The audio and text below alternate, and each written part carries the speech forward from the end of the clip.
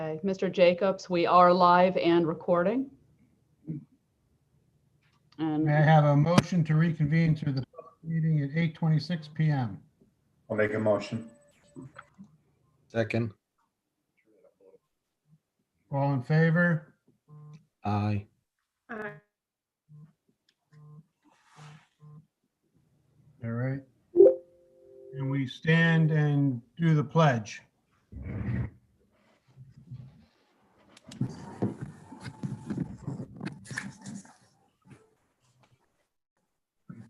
Allegiance to the flag of the United States United States of America, and to the republic for which it stands, one nation, under God, indivisible. Indivisible, with liberty and justice for all.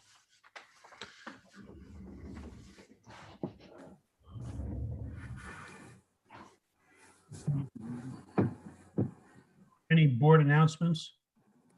We have committee reports further down, so this is just any board announcements.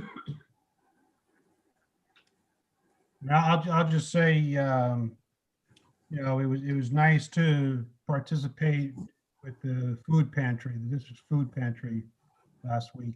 And it was nice to know that, we're able to support, those families within our district that need the food. And, it was handled very nicely with our administration.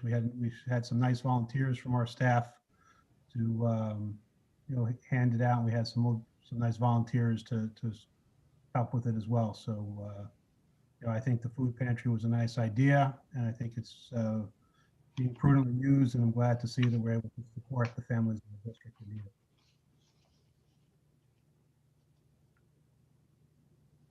Any other board announcements? Dr. Pritchard, I turn it over to you for your superintendent's report. Thank you, Mr. Jacobs. First item on the superintendent's report is our Rockland BOCES CTEC presentation. We have a 7-minute video. But before I start the video, I just want to say thank you to our partners at the Rockland County BOCES. In particular, there's a ton of people that I'd love to thank. However, we really want to thank our students who are involved in the culinary arts program. Each of our board members this evening received what seems to be an assortment of really delicious culinary items from the culinary program. And I'm already starting to enjoy this greatly. I'll wait till after the board meeting before I finish that. But I want to say on behalf of the Board of Education, thank you very much for providing us with these treats, snacks. It's certainly a welcome gift in anticipation of our holiday season. So thank you for that. Thank you to Dr. Mary Jean Marsico for her support and her encouragement. She's the Chief Operating Officer at our regional BOCES, as well as Dr. Sarah Chauncey, who's the superintendent there. Each of those individuals are tremendous partners in all the things that we do here. They've been very supportive of us and our students, and for that I am grateful. And with that, I'd like to show the video. I believe that Mrs. Koster has that queued up for us. I do, Dr. Pritchard, and here we go.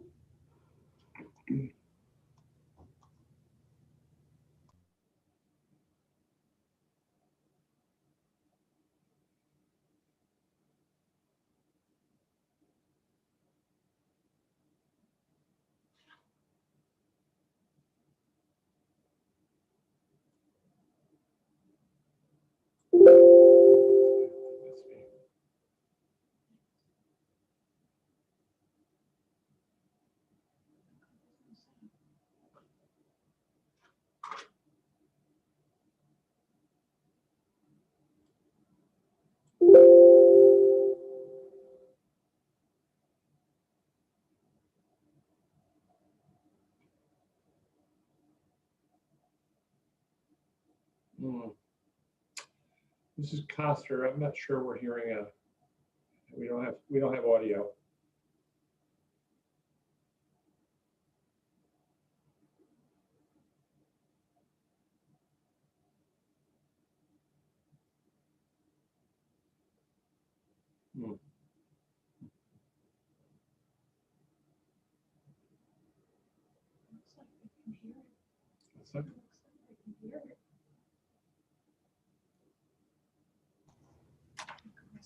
from our hard work Is that and better? cooperation. So, during this special presentation, we celebrate our students' success. And especially this year, we recognize the obstacles they have had to overcome to achieve this success. Together, we will get through this. Please stay safe. And once again, thank you for your support. Thank you so much, Peggy. Please know that we so appreciate the courage and dedication of our Board of Education, and we thank the board members of each of our component school districts for working every day in the best interest of the students and families of Rockland County. Together, our districts continue to put our students first while committing to ensuring equity and access for all learners. Rockland BOCES truly believes in the intrinsic value of all learners and in our responsibility to help each of them realize their dreams. We also reaffirm to you our legacy of quality leadership, instructional excellence done through collective energy of this wonderful Rockland community. This year, Rockland BOCES celebrates 60 years serving you, our component school districts and community at large. The current service guide represents our ongoing determination to provide state-of-the-art, research-based programs and services. These services are driven by you, our districts, in cooperation of shared services that are fiscally responsible. With a combination of in-person, hybrid, and remote instruction, our schools universally welcomed back students in September and together continue to prioritize the health and safety of every member of our community, as well as fulfilling our mission of educating and supporting our learners. As school districts prepare to face even greater economic challenges, the need for BOCES programs and services and the efficiencies that they provide is more evident than ever. So tonight, we share with you testimonies of success from your students and their families as a means to celebrate and give thanks to our collective energy and support at Rockland BOCES. So, our promise to you, we will continue to work closely with our boards of education and district administrations to ensure that our cost-effective BOCES services are aligned with the ever-changing needs of our community.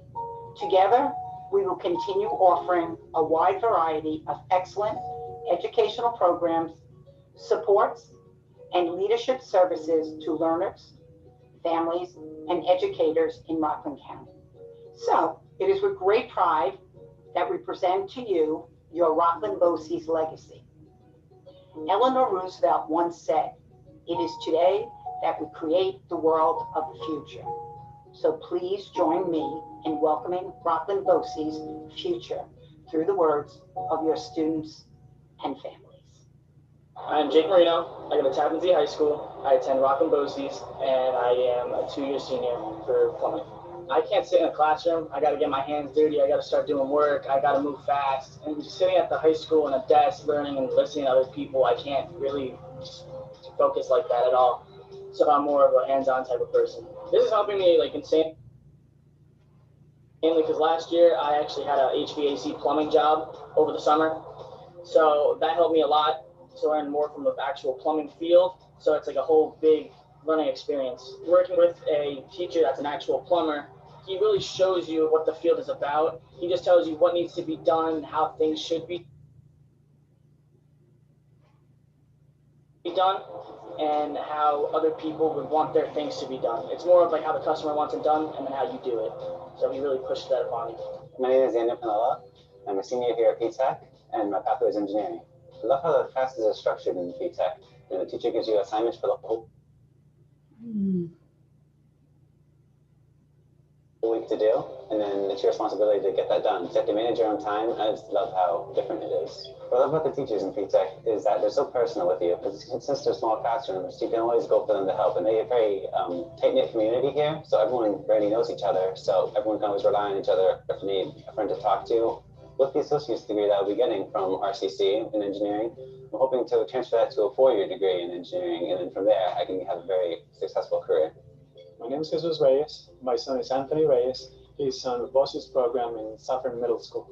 He had several struggles. He couldn't make any friends. He was struggling academically very bad, but throughout the years while he was there, he improved drastically. All of us went from desperation, crying at times, seeing him struggling with everything, to now, all I hear is he's a respectful, well-behaved, well-mannered young man. That's what this program has done. We couldn't be more happier with the staff. They help us in every step, every day. We're in constant communication with the program. There's always someone there to help us. I mean, what else can I say besides the fact that it's just fantastic? Colleagues, stories are powerful. This evening, our beliefs were reflected in the lived experiences conveyed through stories shared by your students and their families. We thank them for their time and their trust. I'd like to close with a few thoughts. Our expertise is both broad and deep. Rockland BOCES knows that we are successful when we collaborate. We bring skills, knowledge, curiosity, and passions of many together to offer educational programs and services that create paths to success for our learners, families, educators, and for staff throughout Rockland County. We are committed connectors and facilitators, and we know that you are as well. Thank you for being our partners. We have enhanced community collaboration with government, business, industries, higher education, and community-based organizations. These enhanced opportunities have afforded each of your communities additional resources and expertise. We will continue our mission to build regional shared capacity for both current and anticipated needs. As new challenges arise, we will work together to develop innovative solutions. We appreciate your feedback and encourage you to visit our programs. If you have specific questions about our services or supports, please contact us. On behalf of Dr. Mary Jean Marsico, our Board of Education, and Cabinet, it is our privilege to invite you to journey with us as collaborative members of the Rockland BOCES family.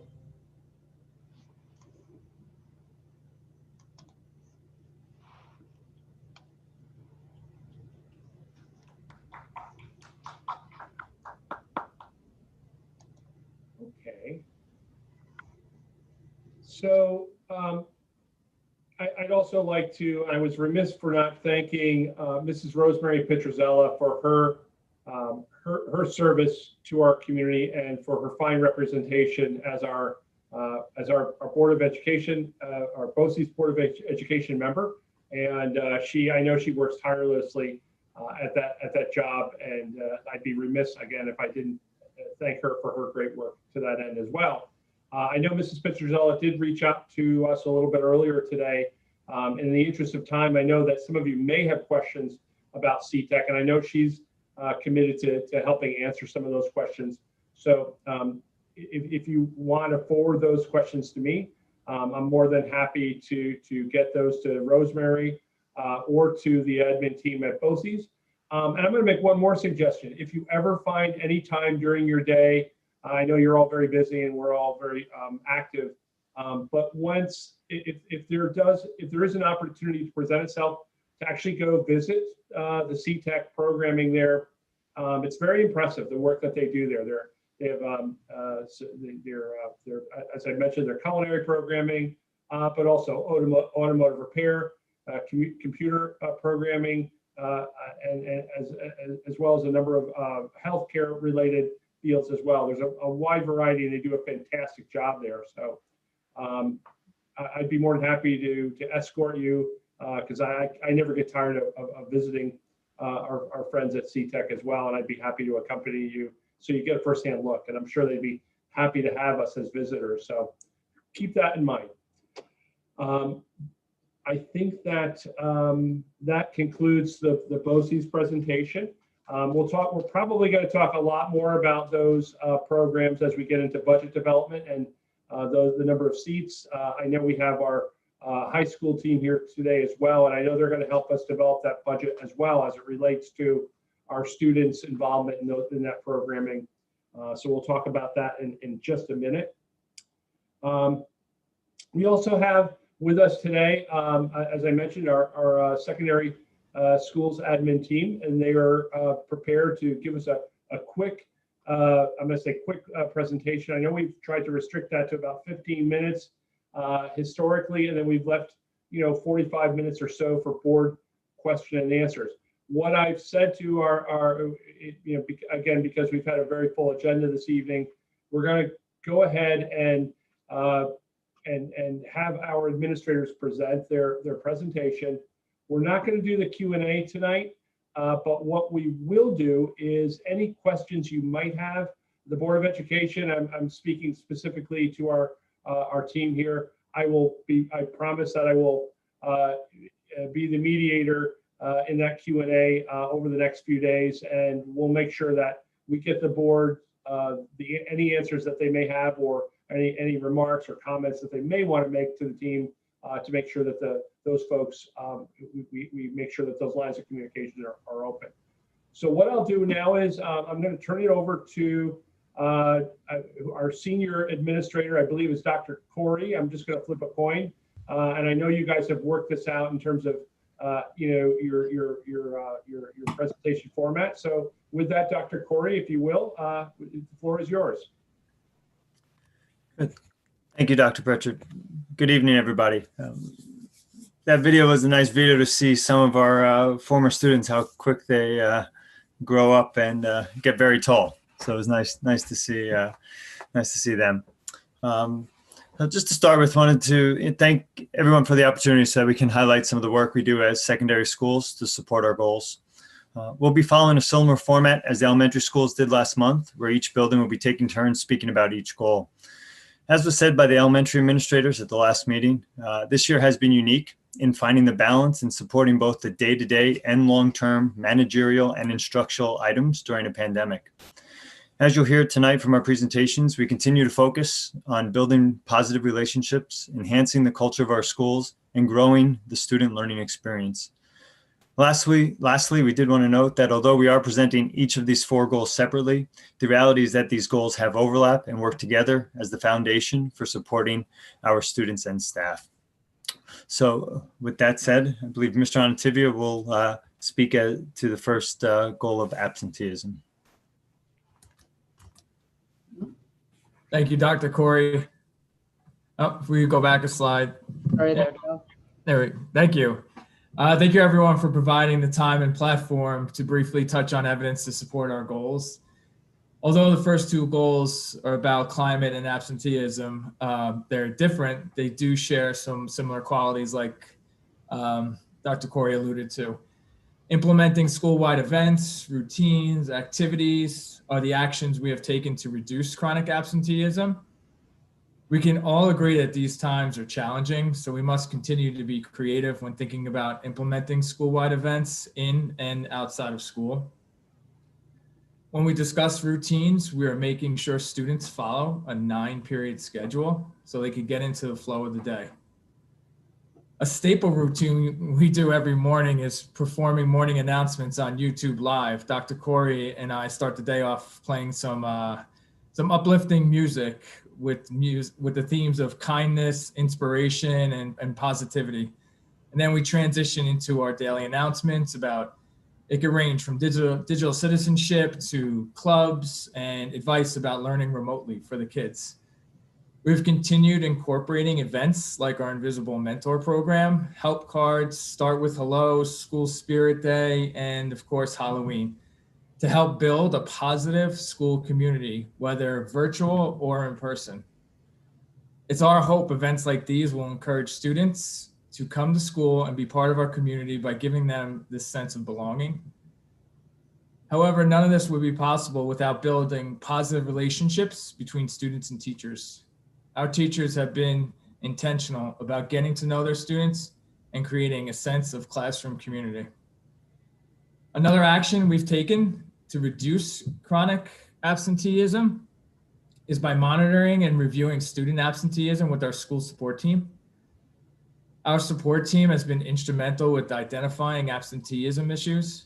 We have 3 guidance counselors and 2 school psychologists, Dr. Corey and myself, that meet once a week to discuss any issues with students that require assistance.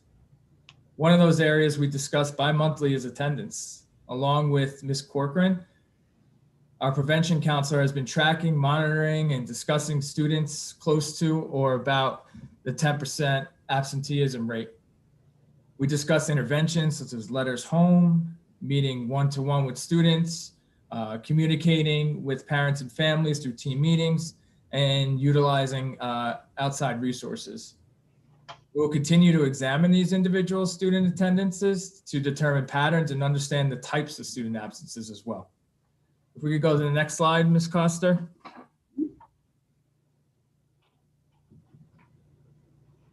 So, yep, go ahead, Tappan Z. Okay, so the way we structured our slides is to give you a little bit of an insight. Obviously, these goals are in progress during a hybrid learning environment. So we wanted to give you a little bit of insight on what we've learned about our work in this specific area. Then we'll highlight one or two things that are currently in progress and that we're doing within that hybrid learning environment, because we've certainly had to adjust and adapt our goals to meet that new world that we're all living in since last March. And then we'll wrap it up with just giving you a sense of where we're going moving forward. So for absenteeism, one of the things that we've learned, an insight that we've taken away and wanted to share, was that the hybrid learning environment has been, in some cases, better for some kids. Some of our students who were school phobic and had some attendance issues last year are adapting very well to this new structure. And in many senses, it's gotten them more engaged in school. And then on the flip side, it's easier to hide in the hybrid learning environment. Whereas if a kid is remote and they're on a Zoom and they're not participating much, or they're not showing up, whereas in the past, we could track that kid down in the hallway. A teacher could pull them aside. A counselor could pull them into their office, and we could have a one-on-one in-person conversation. Now that's obviously a lot harder to do, especially if they never step foot in the building, if they're completely remote. So in some areas, it's helped some kids become more engaged in school. And on the flip side, the challenge has been that it's easier for kids to kind of, withdraw from school. So Ms. Luciano will talk about some of the things we've done to address that next. Actually, I think I'll jump in first. Okay, that's okay. sorry. Yep, no, that's okay. Good evening, everybody. Thanks for having us. One of the things that we've done is that this year we've established a student support team to address a variety of issues that the students are dealing with, including absenteeism. The team consists of the school counselors, the psychologists, social worker, our prevention counselor, and the administration. We meet weekly to discuss and strategize how to help and support students we have concerns with. Many of the students discussed have been identified as having attendance issues, and we seek to determine the cause of those attendance issues and how we can best address them. We collaborate to create a plan of action and identify who will be involved in that plan. Some of the interventions that we employ are communicating with home through phone calls, emails, and possibly home visits with our SRO, as well as providing counseling when it's needed. Additionally, we have revised many of our existing communications, including our attendance communications, as well as have translated many of our communications into Spanish to ensure we are better able to share information and build partnerships with our families to better support our students. And to continue with this theme, Ms. Luciano will now share some information.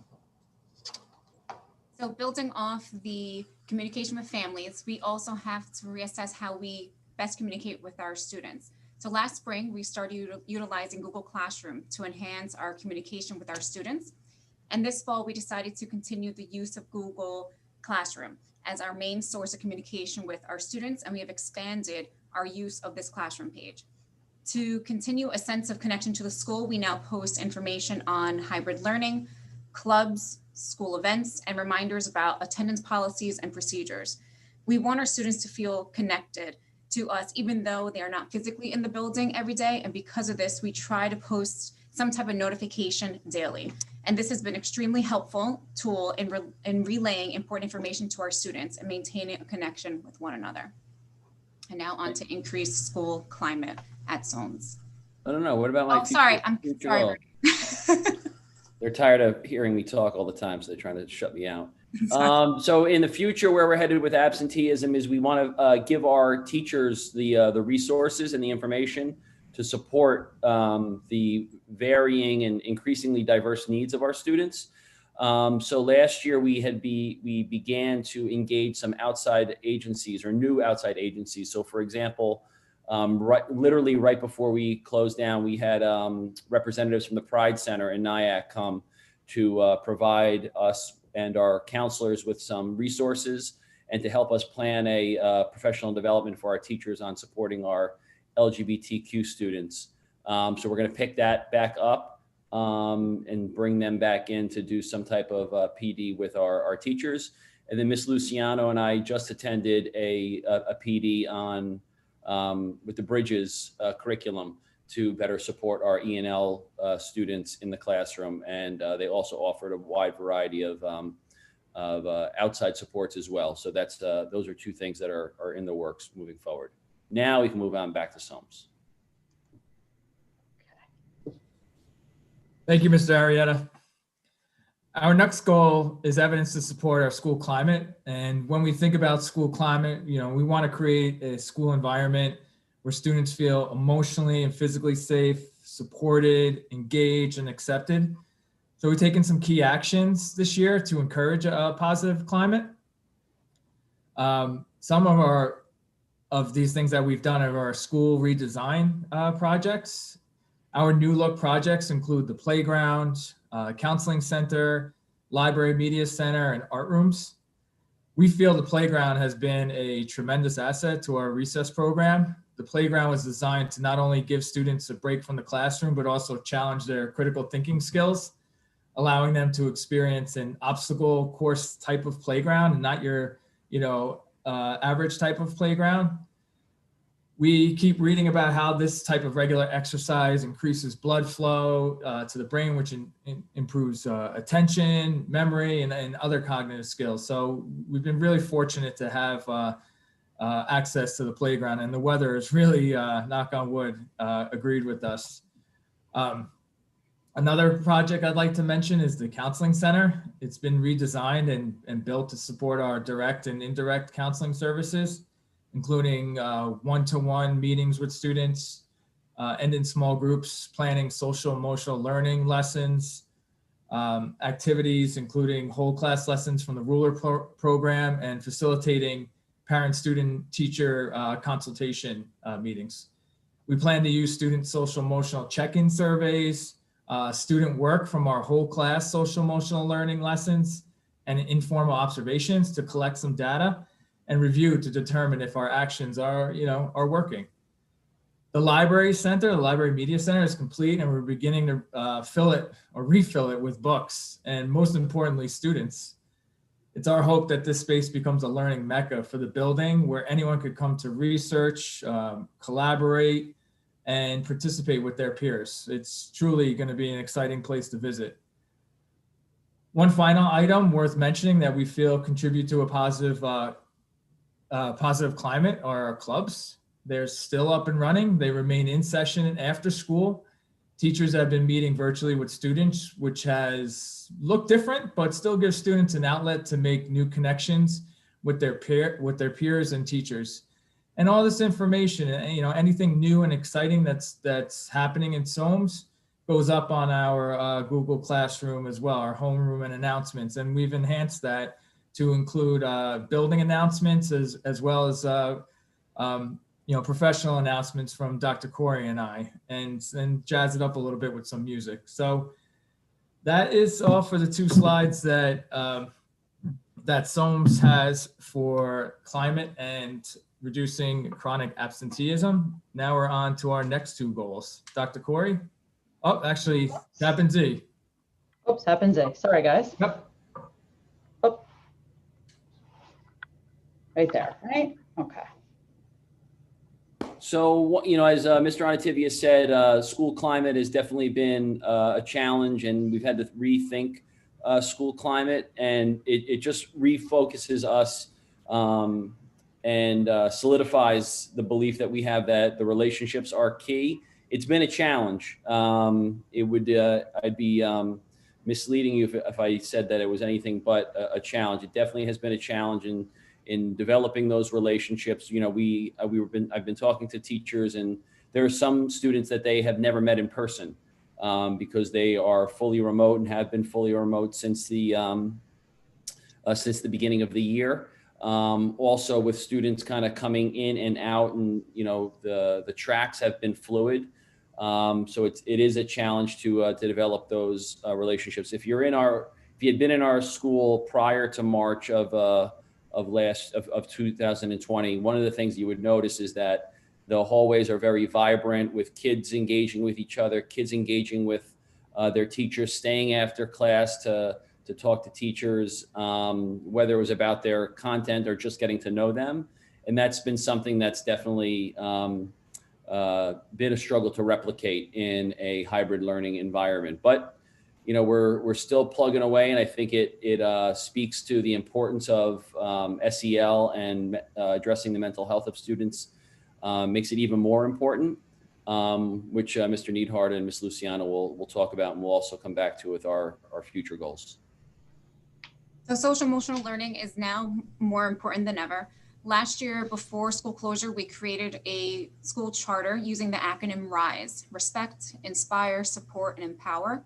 This year, we will continue to build activities and a school environment around these characteristics. As I previously stated, we expanded the use of our TZHS Google Classroom page. This year, focusing on social emotional health of our students and staff, we now send out daily notifications based on a theme of the month. For example, we had Optimistic October, where the students and staff received daily actions on how to remain positive and optimistic.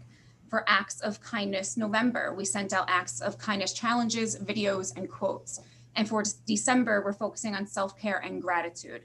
We also participated in the Start with Hello week with each cohort. We also added a social emotional day, which provided students and staff an opportunity to participate in individual and class activities surrounding the themes of kindness, empathy, gratitude, integrity, and perseverance. Our counselors, social workers, and psychologists have been tremendous in offering various opportunities to our students and support. We began hosting virtual lunches to better connect with our students that are at home learning remotely. Our psychologists also host weekly stress management groups. And as the year progresses, we have continuously reevaluated the needs of our students. And for example, today we asked the students to fill out a mental health survey. And from the responses we receive, we will develop group sessions and reach out to the students who need individual support. And I believe Mr. Neidhart will now discuss more about the progress of our clubs.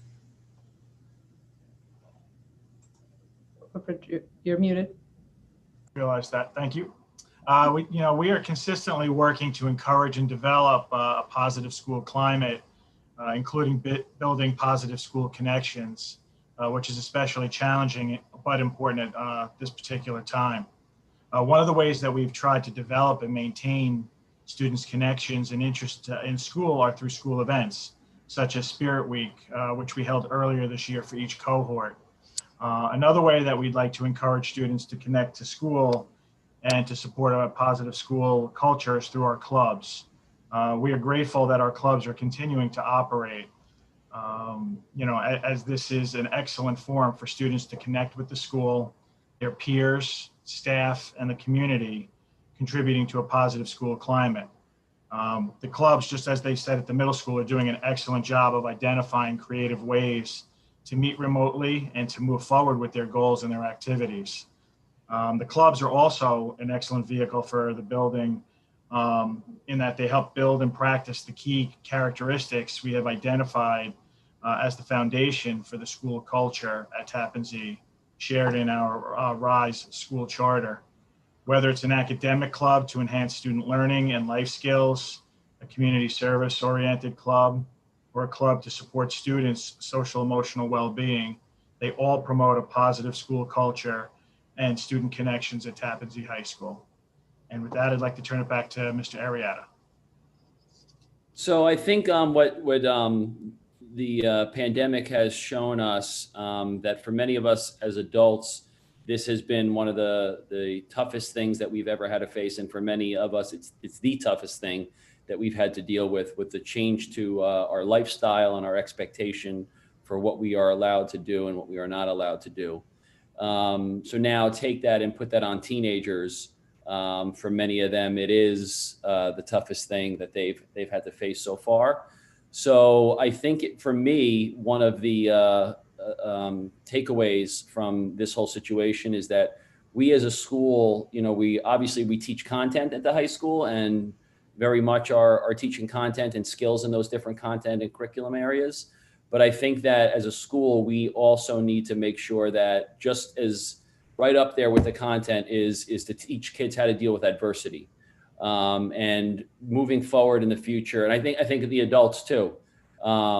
So in the SEL column there for future goals, you see DBT training. It's something that Dr. Tessick and I started to explore last fall about incorporating dialectical behavior therapy. And it's more than just therapy. It's a way of thinking.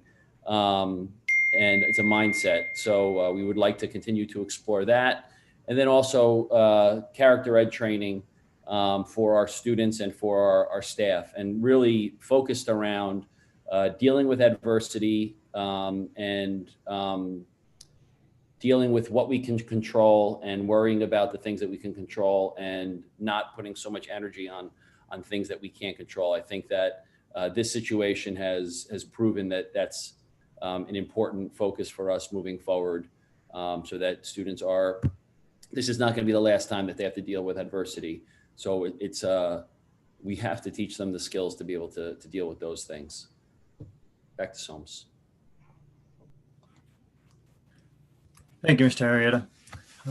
Go to our next goal of academic readiness. Our goal is to make students academically ready so they can be successful and reach their fullest potential. And we focus on achieving this goal by looking at it through the lens of Elmore's instructional core. We focus on content, student, and the teacher.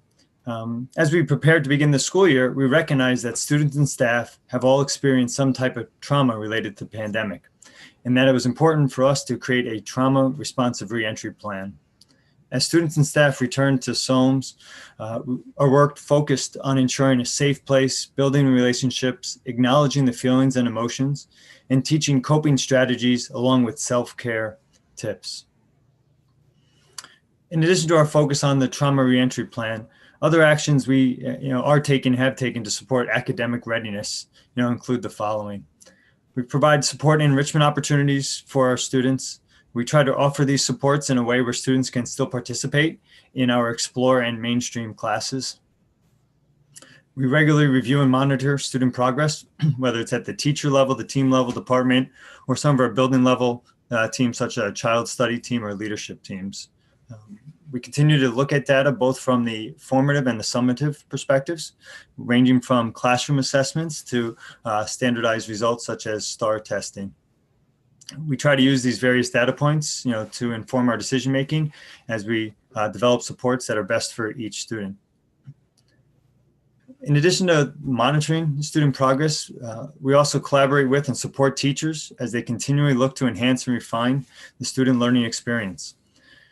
With the hybrid and virtual learning platforms being new, we have focused our professional development opportunities on supporting teachers in understanding how to utilize and navigate these platforms, with a focus that students can continue to learn by doing, collaborating, and taking ownership of their work.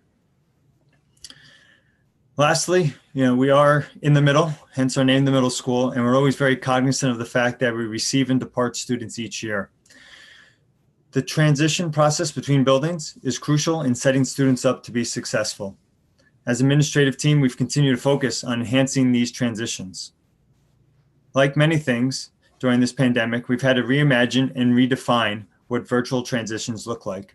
We've created orientation videos for incoming students, and we've hosted live Q&As on YouTube. We've already begun planning the logistics for our 8th grade students to virtually meet other high school students, teachers, and administrators later this year. Back to TZ.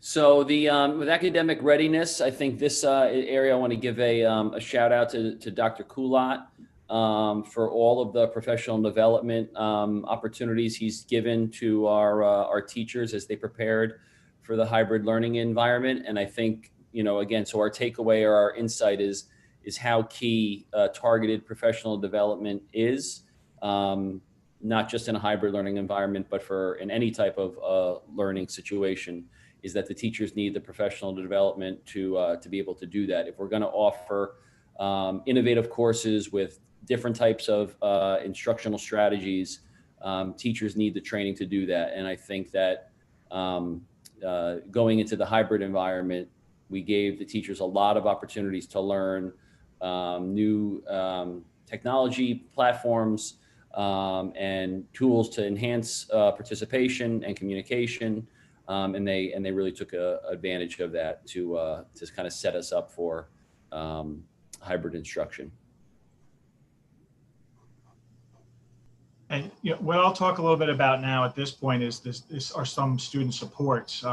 As has been shared, the hybrid model has created new challenges, but also new opportunities to support students' academic readiness.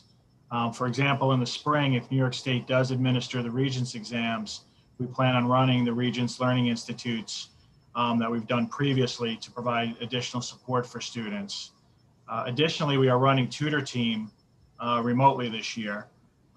We've also collaborated with the middle school to offer tutoring to 8th grade students, especially in algebra and earth science. An added benefit of this, of working with Tutor Team, is that this is another way for students to connect with the school, especially those students that are struggling academically. It gives them a chance to interact and work with a peer. And lastly, I'd like to say that our Honor Society students are still expected to perform community service hours, and this provides them with the ability to meet this expectation through a beneficial and safe opportunity. And now I'll turn it over to Ms. Luciano. As Mr. Arrieta earlier had stated, that our teachers really have done a wonderful job adjusting to the hybrid model, and it wasn't easy, but it was due to a lot of the opportunities provided by the district. Our teachers have been able to redefine their classroom spaces. In-house, we do have to thank Patty Iyer and Karen Connell, who've been instrumental in the success of our teachers. Every week, they send out technology tips to the staff. They offer one-on-one support, and they have really created a safe haven for our staff to ask questions and think outside the box. Our staff has come together and supported one another. And during their off periods, they're teaching each other new applications and tricks. They brainstorm how to problem solve technology hiccups that they had in the classroom, and truly have been committed to meeting the academic and social emotional needs of our students. And in the spring, various departments were scheduled to work with Ms. Jeannie Corcoran to analyze data, to establish new goals, or to evaluate existing goals. For example, our English department, they worked with Ms. Corcoran to run Regents reports to look at trends in performance in their classes and subgroups. This work, had to come to a halt in the spring, but will continue across all departments, allowing for room for reflection and growth. And now back to Mr. Arrieta. So in the future goals, we, as our school becomes more diverse, so do the needs of our learners. So two of the things that we are exploring are 2 different programs to address those needs. So the first is an alternative program. Sometimes just traditional high school does not work for all kids. So we're in the process of, we've engaged our team leaders in social studies, math, English, science, and the counseling department to envision a alternative program that would offer a different look to high school students. So that's in the process of, we're talking to other schools, and we've created a vision for what that could look like. And we plan to continue to try to develop that for the fall of 2021. And then a SIFE program. We have our E&L population has increased over the years, And one of the things that we've noticed is also the number of ENL students that we have that have had interruptions in their formal education in their home country. In the Bridges program that I spoke about earlier, that Miss Luciano and I recently attended a Zoom PD on, is specifically to address the needs of our SIFE students. And it's a curriculum-based program, research-based, to address their varying needs, so that they could fill those gaps while they're also learning English. So those are two kind of specific programs that we're looking at to address the increasingly diverse needs of our students. Next slide. Thank you. Our last goal is regarding college and career readiness. The first question we ask ourselves with this goal is, what does that mean for a middle school child to be college and career ready? For this age group, thinking ahead 4 or 7 years is an eternity, let alone 4 to 7 days for some students. However, with that said, middle school is an important chapter in a student's educational journey, to develop these skills to be college and career ready. The importance of skills such as collaboration, communication, critical thinking, problem solving, decision making, evaluating, and organization emerge as themes from many middle school journals that discuss what does college and career readiness look like in middle school. At SOMS, we continue to focus on preparing students to be academically and college and career ready by providing them with both the content and the skill sets that are age appropriate. Our staff works to create lessons that embed the skill sets within the content. In addition, we've spoken before about our philosophical belief that middle school is about providing experiences to students. I believe I've given that analogy of appetizers as opposed to the main meal. We want them to explore various opportunities from clubs to sports to musicals to community service. We believe that until students try something, they do not know if they enjoy it or have a passion for it. One tool that we're going to begin to use, and we did look into it last year, to help students recognize what careers are out there or what experiences they can try, is using Naviance. We've been exploring activities that our 8th grade will be doing, to learn about different career paths, whether it be by theme or subject matter. We also continue to try to create partnerships and research opportunities. I believe when we presented last year, I spoke about a partnership that we've begun with Texas Tech University to explore if augmented and virtual reality technologies have an impact on enhancing, skills such as creativity, communication, and grit. That research, was led through the middle school by Mr. McIntosh. That has been published, and the findings have indicated that there is an impact, on those skills that were discussed. So we're, very proud of the work that he has done, how that has supported our student learning experiences. We've also had to reimagine what partnerships in the community look like during the pandemic. In the past, we've had community members come to SOMS. Some examples this year, what we've done is we've had one of our 6th grade parents conduct a virtual assembly, with our 6th grade students to discuss how his field of science, is working on a COVID-19 cure. Another example we've had using Zoom or technologies is one of our students has an uncle and a grandfather who are painters and architects in Norway.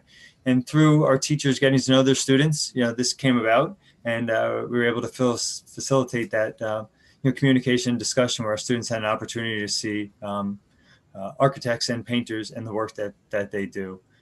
So we're continuing to seek out these opportunities and experiences. Granted, it is through a new lens right now, but we feel that that effort and time is valuable to continue providing these experiences to our students. I think this is the last turnover to the high school. Thanks, Dr. Corey. So for college and career readiness, we're continuing to be committed to developing new and innovative courses and opportunities for our students. This comes back to Dr. Pritchard's introduction about BOCES. I think it's an awesome thing, our commitment to BOCES, and Jake, who was on the video, is one of our students. I think that was a great testament to the different opportunities that we give to students who may or not, like he said, he doesn't the traditional classroom was not for him, and he wanted something different. So I think that that's a great thing. And Ms. Luciano will talk about some other, sorry, I was starting to steal your thunder, more opportunities. Last year, we offered the New York State Seal of Biliteracy, and we had 4 seniors receive the award. As a highlight, 3 of the 4 recipients received the award for high proficiency in not just 2, but 3 languages. And we will continue to work with our world language department to offer this opportunity again, and now to encourage our juniors and seniors to participate. A new opportunity for our students this year is through the Puerto Rican Hispanic Youth Leadership Institute. We have 1 student who was accepted into the program, and she will receive civic engagement workshops, participate in mock assembly, and have opportunities for scholarships through the program. This institute collaborates with the New York State Assembly and the Office of Bilingual Education and World Languages. So we look forward to that new partnership. In the classroom, we continue to provide a variety of courses that offer college and AP credit, and we have recently expanded our university partnerships. And in addition, our students are able to explore additional opportunities through our virtual high school program. We strive to offer our students a variety of experiences and opportunities that will challenge them academically, as well as provide them with the skills to excel once they leave the high school. I'll talk a little bit about the scheduling process in relation to some of those opportunities that Ms. Luciano just shared with you. In the scheduling process, we are working to incorporate a more student-centered approach in which the students will engage in individual discussions with their teachers, their counselors, and their families to identify the appropriate courses for the student in the next school year. The goal is that with all these stakeholders being more involved in the process, students will more likely be scheduled in the appropriate courses, one requiring fewer in-year course changes, while also encouraging students to challenge themselves with appropriate academic rigor, and as well to identify and explore courses and areas of study that may be of interest to them as they progress through high school and beyond.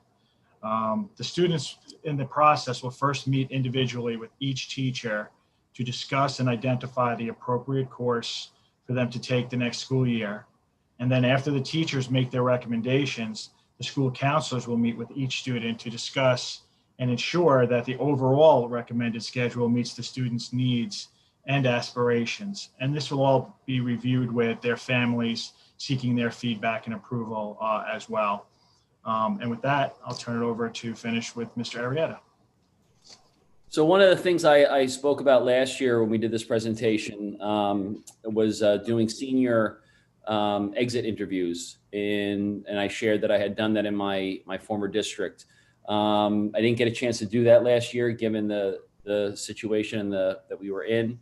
I think from May until July, I was planning the world's greatest graduation. So we did not get a chance to talk to the seniors, but it's something that I want to put into place for this year. And just to refresh everyone's memory was I would visit English classes, senior English classes. Every senior takes English. So I would visit those English classes and have a conversation with those students in that class with some formal structured questions around what we would be South Orangetown, not just Tappan Zee High School. And I would invite, Dr. Pritchard could accompany me on those visits so that he could get the K-12 picture while, obviously my focus is the high school. And we would ask them about what we did well, what was lacking, where they would need additional support, and ask them to provide us some with specific examples. And what I learned from having done this previously in my former district was that it really kind of gave us some things to bring back to departments and to the faculty to think about and to act on. And then I would also plan on doing the same type of format with senior parents. So senior parents are at the end of their journey through the South Orangetown Central School District. So again, my former district, I would set up a morning meeting, an afternoon meeting, and a night meeting, and would invite senior parents to come and have the same conversation with them. And again, I would invite Dr. Pritchard so he would see he could hear the K-12 feedback. And again, same type of thing. What did we do really well? What was lacking? What do you think we could have done better? And again, using those to kind of gather some data points for us to bring back to the different departments and the different ways that we do things so that we could address those moving forward. Next slide.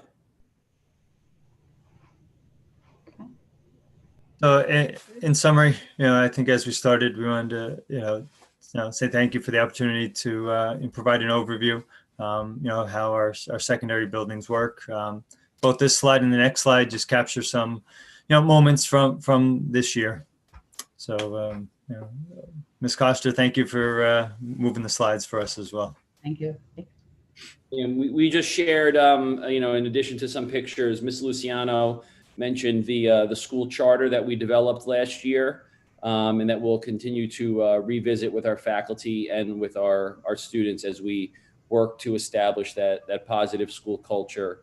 And as I said before, it's more important now. It's harder to do now, but it's more important, now in the current environment that we're in. And as Dr. Corey said, thank you for giving us the opportunity to present and to share some of the things that we've been doing this year. Thank you, Ms. Luciano, Dr. Corey, Mr. Neidhart, Mr. Arrieta, and Mr. Anativia. It was a phenomenal presentation. Again, and I don't want to spend a ton of time in terms of the final points that we need to make here, because we're going to do some of that over the coming weeks as we gather up some of the comments and questions that the Board of Education will have, and we'll respond to those in kind. But I just want to say to Mr. Arrieta's point that World's Greatest Graduation, you weren't kidding. I mean, I truly believe that you set a high bar, we set a high bar. I think this year's is going to be even better. But let's see what this, the COVID brings and how we respond to that. But I'm hopeful that we're definitely going to try to outdo last year. But another point you made was the K through 12 culture that we've been trying to develop here, that vertical articulation from kindergarten through graduation. And I'm certainly very excited to know that this is something that you've committed yourselves to. We've seen that in the last between the elementary principals, elementary administrators rather, and the secondary administrators.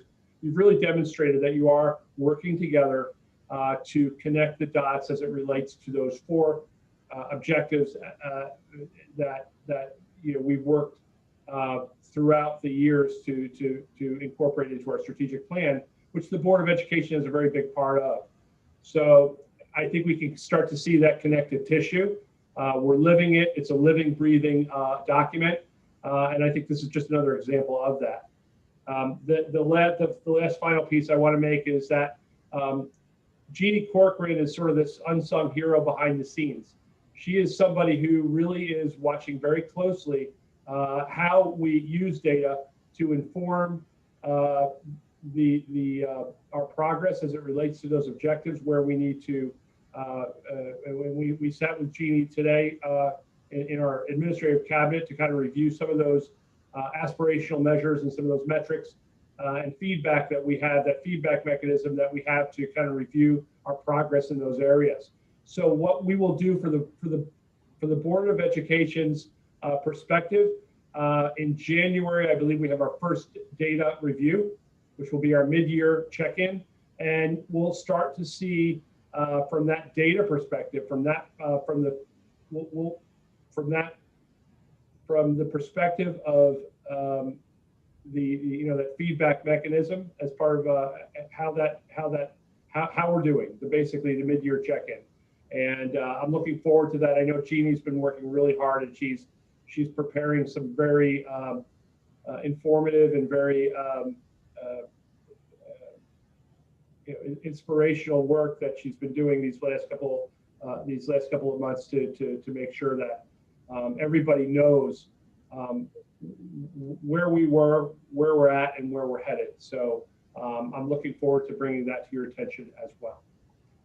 The next, so again, thank you team for that. Really well done. And again, we'll be talking more about this presentation in the weeks ahead.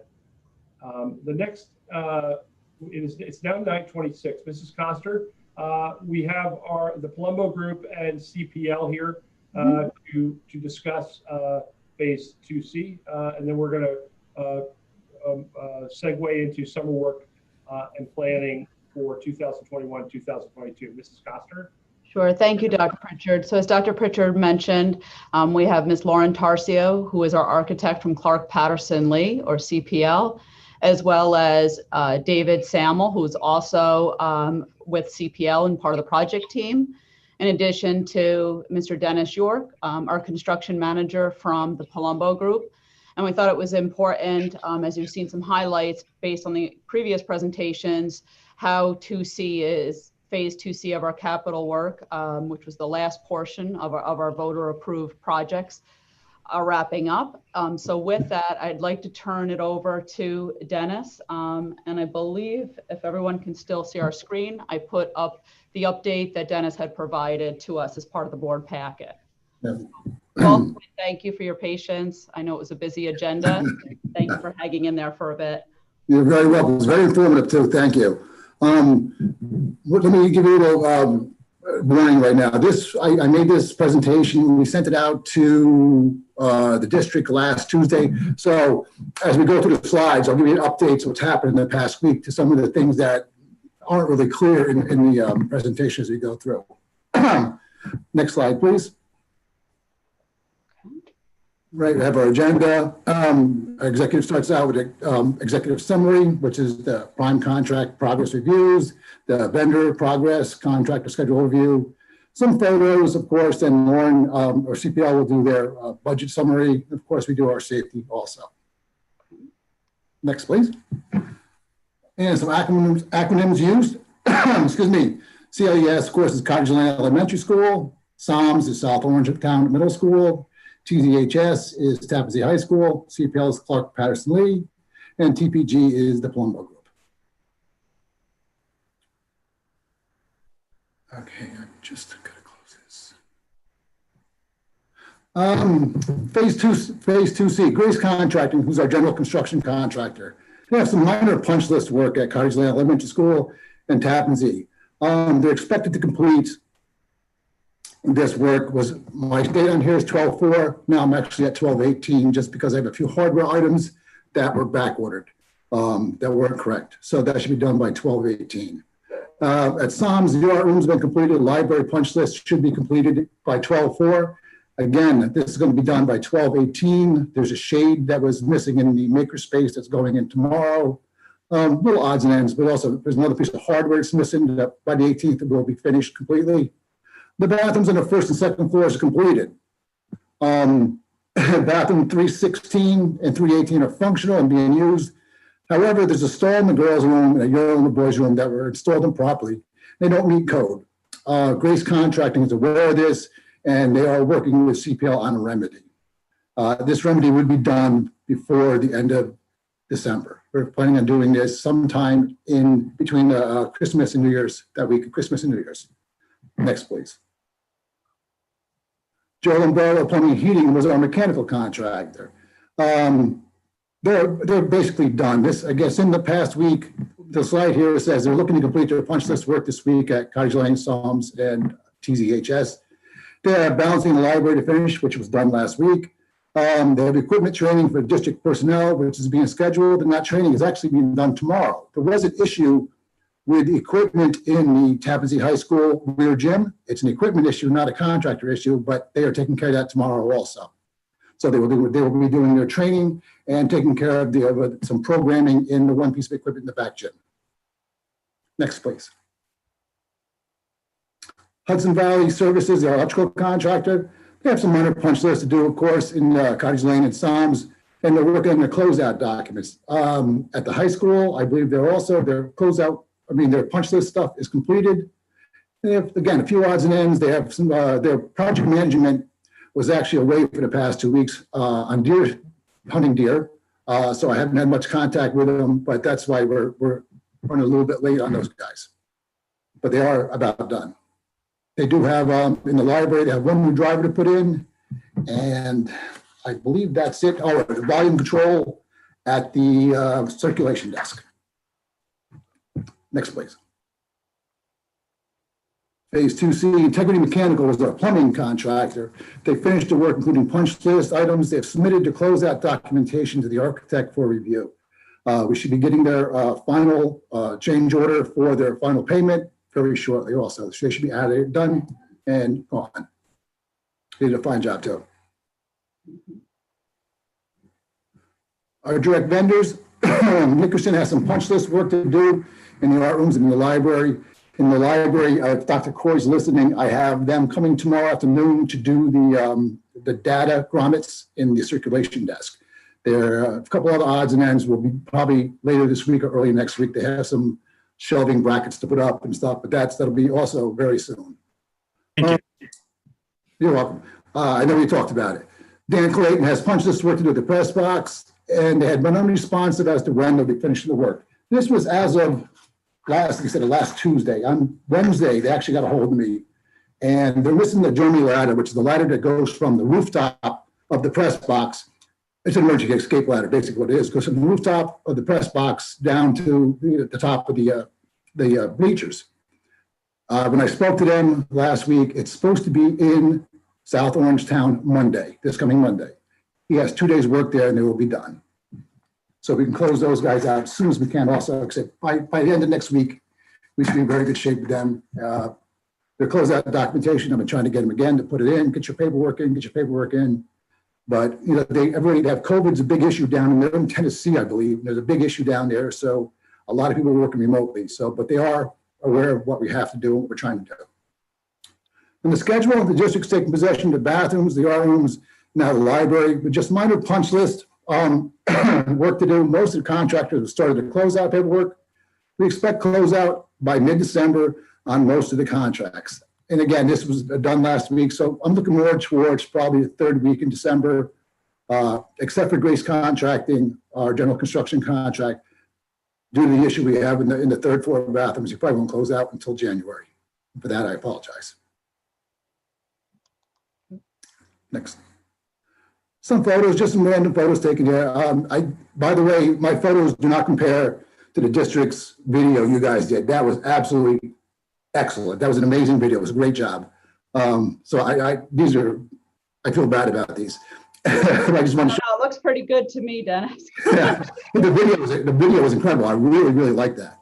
The nice thing about the bleachers here, we got this picture. I got a little bit of the turf in here from last year. The new track, which looks beautiful, and the red fascias on the bleachers really makes it pop. Looks very nice. When you go down there in person to see it, it really, really stands out nicely. 50-yard line, same thing. It's the colors, just everything just pops nicely in there. Something to really be proud of. It looks beautiful. This is our new lettering at the new entrance here. This shows the new windows we put in and the new lettering on top. And again, the lettering's much bigger and bolder, so it draws your attention to actually to the front. Again, very nicely done.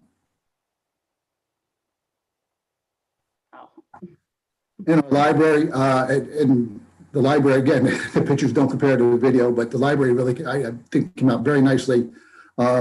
It's nice, it's bright, it's airy, and it's going to be very functional. And then you'll be very happy with it, I believe. Just from outside, I know these staff's going in, they rearranged some of the furniture and stuff, you know, to meet COVID protocols and stuff, but it still looks very nice. In my last presentation, which will be probably next month, I have photos that go from before and after from the same locations, so you'll see the difference. Hopefully, you know, it'll look a little nicer than this here. But again, it's a beautiful library, beautiful piece of work here. And there's our new circulation desk. And again, we'll have some work on that tomorrow. And then the budget summary. Lauren, do you want to do that? Yeah. Does everybody have? Oh, there it is. Never mind. Okay. So this is our memo that we put out every month to you guys. It's just a recap of all of the projects that we have done as part of what we're calling phase 2, which is the $11.5 million referendum. So we've already, of course, completed phase 2A, which was the library at CLE. Phase 2B, the turf field, some boiler work at the high school, some miscellaneous plumbing and electrical upgrades at CLE. Schaefer, we did the cafeteria egress and gym egress doors, the stage handicap access, and the bathrooms as you walk in the front entry there. And at Soames, we did the auditorium cooling work and the sound booth work. And then this year is all the items you see under phase 2C and what Dennis just described in his presentation. So like Dennis said, we're for the most part in the punch list phase, punch list and closeout for really everybody. So if you want to keep scrolling down. So as far as the budget is concerned, we started out with $11.5 million. We have an incidental budget of $2.1 million, which left a construction budget of $9.4 million. So as we noted, phase 2A and 2B is complete. And then these are the current contract values for phase 2C. In totality, the construction values amount to $8.5 million, which is under budget by roughly $800,000. So we're doing really well. And we'll update this. I think we should update this next month to reflect the current incidental expenditures. Mm-hmm. And then we can get a real, since we're closing out phase 2C, we'll be able to get a better snapshot of where we are financially. But for the most part, we are under budget. Okay. And I know as part of the incidental, one of the things we do want to review next month is we're still holding quite a large construction contingency figure in there. So we'll update that as well next month as part of the overall budget update. And that is the capital project update for phase 2C. And then Dr. Pritchard, if you don't mind, if I could move to the summer work update. Please. Okay, so just give me 1 second. I'm going to just transition and put my mask on. I have Mr. Mallow. Oh, sure. Sorry. Before we move off this, there was a lot of talk of punch list work, being done soon. I mean, is there pen and pencil on paper as to when the punch list work will be done by? Depending on the actual punch list work that has to be done. Like I mentioned before, my punch list, going by the top of my head right now, the punch list for electrical contractor, I believe he has a volume control. I don't think we need to go through the details now, but the question is, I'd just like to see a definitive date when all the punch list work will be done. Because historically we've run into issues where punch list work lingers on for months and months and months and months and months. And I'd rather see us put a schedule together now for when the punch list work's can be closed out, that we can then use to track when the punch list work is in fact closed out. Absolutely. What I can do tomorrow, I will give it to contractors. I have a rough idea, not with me, but written in the office in Greenbush, of when the contractors are going to be and where they're going to be. A couple of them, there's a couple of things they have to do when school's not in session, and they don't want to do it after school. So it's got to be done on either you have a half day coming up, and there's also an in-service day, so they might be able to work there with no students. So that's just, we're trying to work that. And I know that school, like SOMS, didn't have students yesterday. And we had the contractors come in yesterday on short notice just to do, do a little trims around the windows. So it's kind of difficult to actually get them scheduled, because sometimes we bump the schedule up if they're available. Days, if there's no students, we'll get the contractors right in if we can. But I'll get you something in writing, absolutely. Yeah, we know what the school calendar is. We know what we can plan for, and if we can beat it, we can beat it. Yeah. Something on paper that provides a final close out of these contracts. Absolutely. I can get you something. Give me a couple days. I'll get you something. I'll get it to Alicia and Jack, and they can distribute it to the board. Yep, we'll include it in Friday's board report. Thank you. Okay, you're welcome. Sorry for moving forward too fast. Were there any other questions before? Yeah, Alicia, Sure, Mr. Henry. yeah, one of the bullet items was that bathrooms were installed improperly. I just want to make sure that no additional costs will be incurred by South Orangetown Central School District. That's absolutely correct. Yeah. Thank you. Yeah. Thank you, Mr. Henry. Are there any other questions regarding the capital update? Okay, if you don't mind, I'll go ahead and I'll move on. I'm just going to switch and set this up. I have Mr. Rallo here who will present on summer work planning. Okay, this isn't going to let me share it. Okay, 1 second.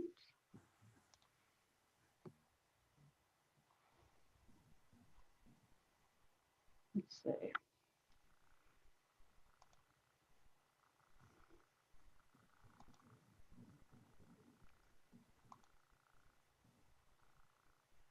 Okay. So just to kick this off, like I said, I have Mr. Rallo here, as well as I've asked Ms. Tarcio to provide input at the end of the presentation. Again, I know from the various updates that we've given the Board of Education through a lot of our capital master planning, that it was important that we be mindful of work being planned to take advantage of the summer months when school's not in session. So tonight we wanted to provide an update and some scopes of work for the board's consideration for the this summer of 2021, and as well as the following summer of 2022.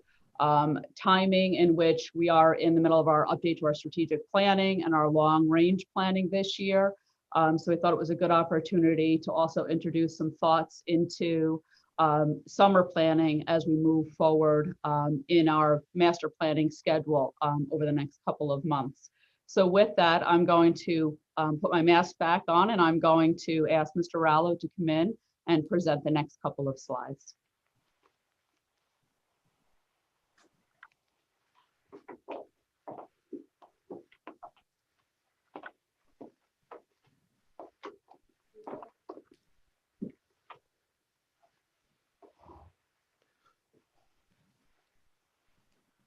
Well, thank you very much to the Board of Education and Dr. Pritchard and Ms. Costa for the opportunity to present on the district's conceptual scopes of work for the next 2 summers. So as you see in the first slide, we have spent many months working on a master plan for the district. Our project work for the summer of 2021 and 2022 reflects the effort and dedication of the Facilities Committee and building administrators. So without further ado, our presentation on summer work 2021 and 2022. When deciding on project work to be completed, we first prioritize the work that is needed. That's our project prioritization. We ask ourselves, what are our district's immediate needs? And then after breaking down the immediate needs, will they integrate with future projects?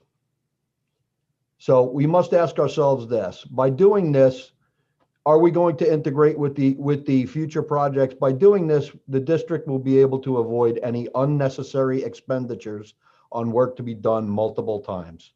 And I know that this is something that the Facilities Committee has discussed in detail. And you know, we definitely don't want to have to do things more than once. Our Facilities Committee and other stakeholders have decided on a common list of immediate district-wide needs. They are HVAC, controls, and BMS, a building management system. The only reason I stated that is because you're gonna hear that a lot tonight. This is the most prolific need throughout our district, is HVAC. I hear it every day. You guys have heard it for years before this, and you know, we're going to hear it for years after this. Next would be electrical upgrades. By far the second most prolific need throughout our district. We are also in the need of clocks, speakers, and upgraded PA systems in all of our buildings. The committee spoke of multiple safety and security upgrades. And also there are many district-wide plumbing and bathroom upgrades. And then finally, we talked about some other priority scopes of work.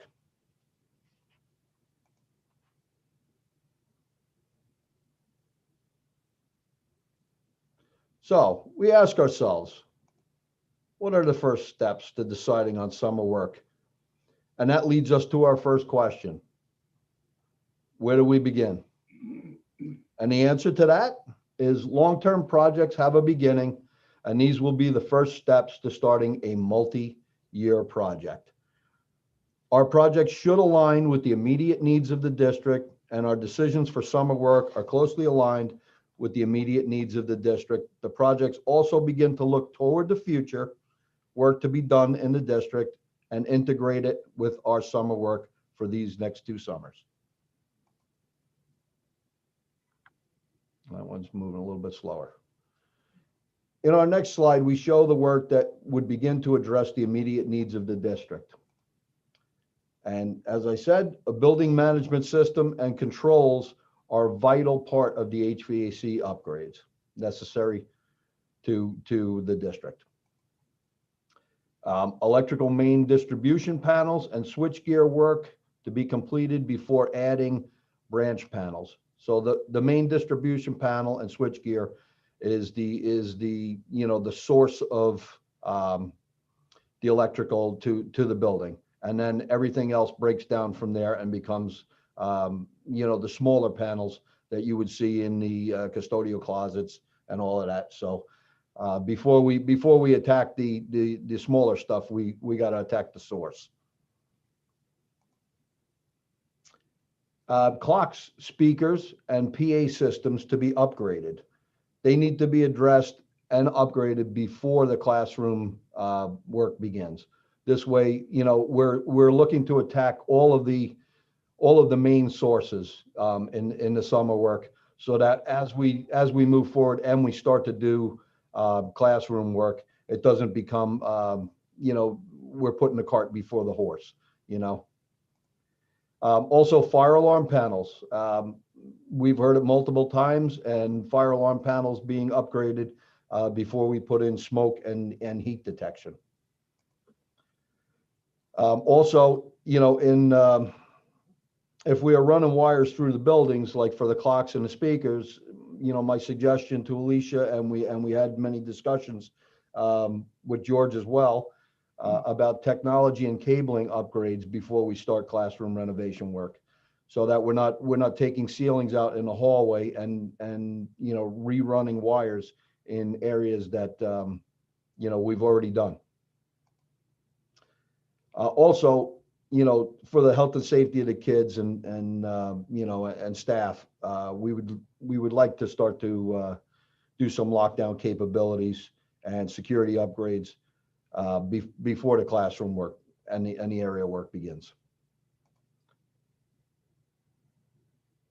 So our first recommendation for summer work is a building management system. The building management system has 2 parts. The first one being the software. This is the front end of the system. This is the programming and the graphics that make the BMS work. Basically, that's everything that you see. It allows the user to adjust and control many variables, as well as, there's so much to a BMS system now. It's not just your average everyday, hit the button and turn on the unit. It does energy reporting. It does access control. It does HVAC. It does lighting. It's, obviously pretty much anything you want it to integrate with, it will integrate with it. The second part is the hardware. So as you know, we've done some projects, and we have been installing standalone DDC controls, direct digital controls, for projects that we have recently completed. Basically, once a front end is installed, the controls are integrated, and then they'll be controlled through that building management system. And in summary, basically the brains of the operation needs to be installed first. So I call it the brains of the operation because it's what controls everything. Then we start to integrate the controls that are already installed in the most recent projects.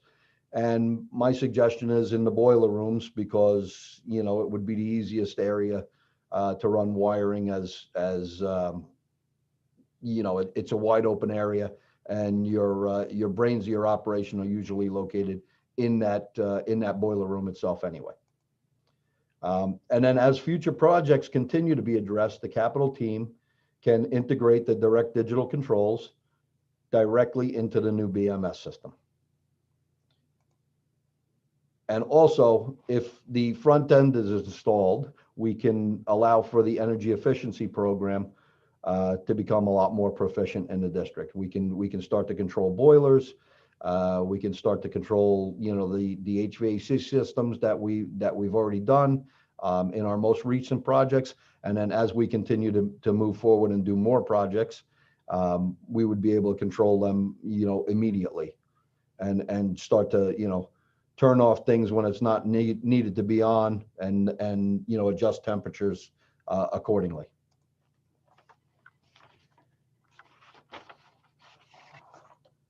Also, we're going to send out I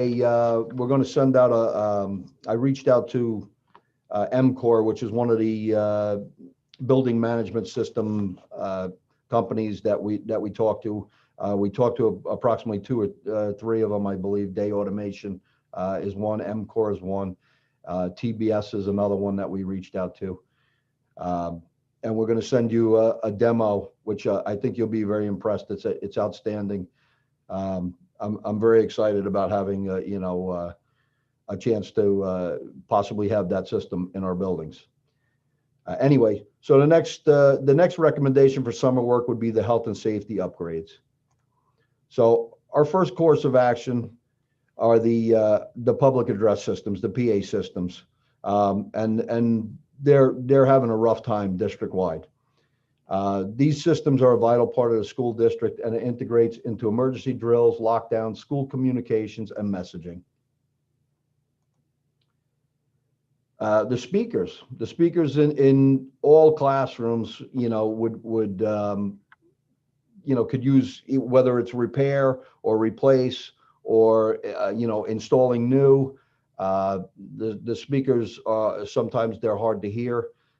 It could be the PA systems. It could be the speakers themselves, but there's definitely some work that needs to be done. And my suggestion is to do the brains of the operation as well, the PA systems, and start to address the speakers as we need it when we you know, when we finish our sound audit. Clocks, and you know, pardon the pun, but time is of the essence. These would also be integrated with the PA systems and the speakers. It would become a digital clock and messaging board capable of communicating to areas both individually or globally. It's also a great option for instructions during lockdowns and drills. The fire alarm systems. The panels need to be upgraded district-wide. The district could upgrade the panels first. Then as the renovations are done, the district can integrate the new smoke and heat detection into the new panels. So this way you don't have to go and do an entire system. You do the panels first, and you integrate the you know, as the classrooms get finished and as the work you know, the area work gets finished, we can start to integrate into the new panels as well. We're starting to see a pattern here, aren't we? Also lockdown systems. So lockdown systems are basically becoming a must-do in schools. The system that I've seen would integrate with the clocks, the speakers, and the PA systems. It becomes a complete system for lockdown. This could include access control, warning lights, camera monitoring, check-in reporting, you know, pre-recorded messaging, And it also becomes something that could be installed on the VoIP phones. It could be a cell phone. It could be on the computer, where it becomes a single button for any staff member to call a lockdown if they see a dangerous situation. Definitely, you know, it's definitely one of those things that you would be impressed with when you see it, and you know, it would be reporting back to like the main office, so that when the police arrive, they would be able to check, you know, what rooms checked in, what rooms haven't. They, you know, it's cutting down on the time during lockdowns.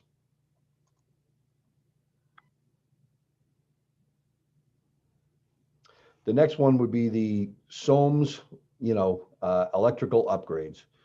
And this would include the transformer replacement and removal.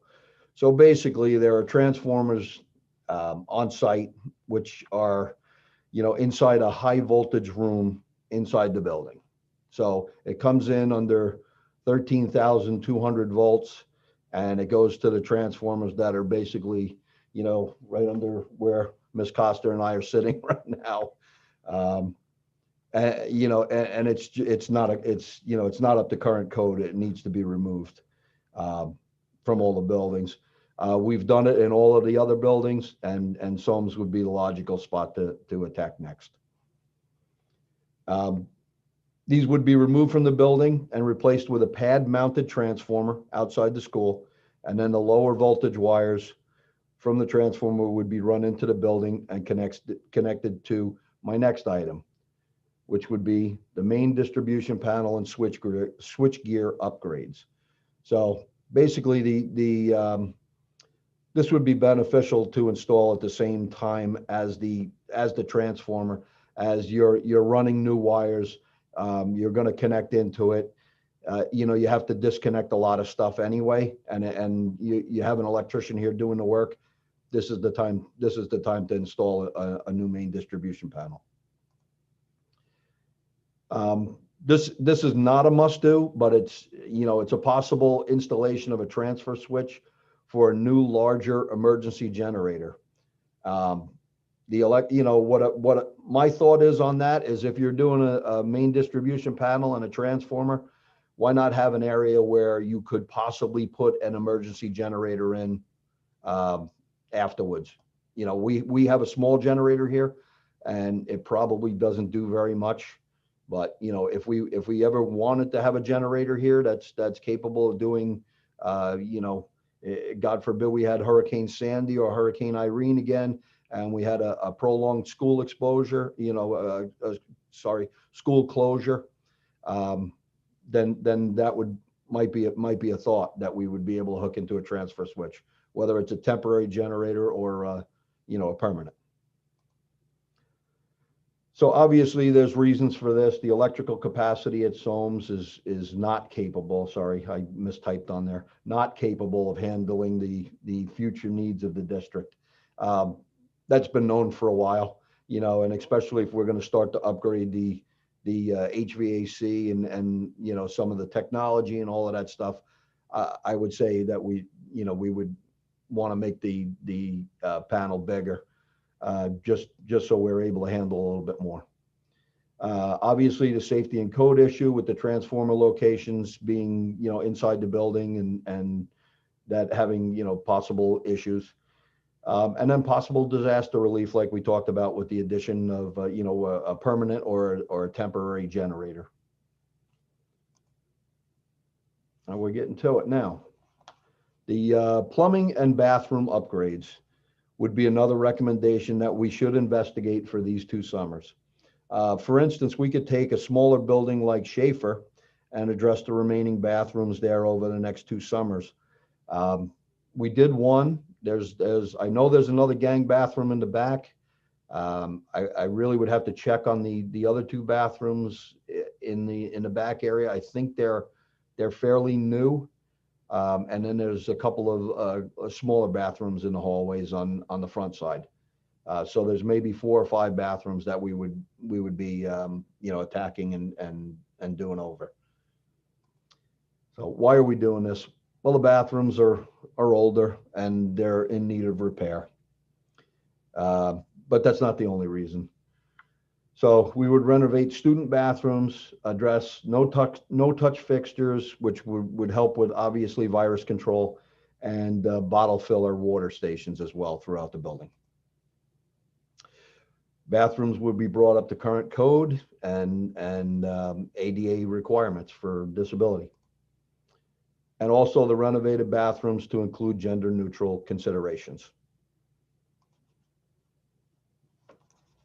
So other priorities for consideration.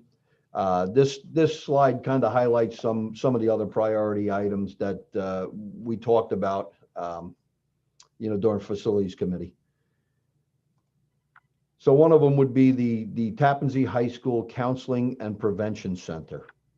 So my thought is creating a safe space for students to see counselors and seek help when needed. We just sat through a whole presentation on social emotional learning, and how important it is and how important it's going to be in the future.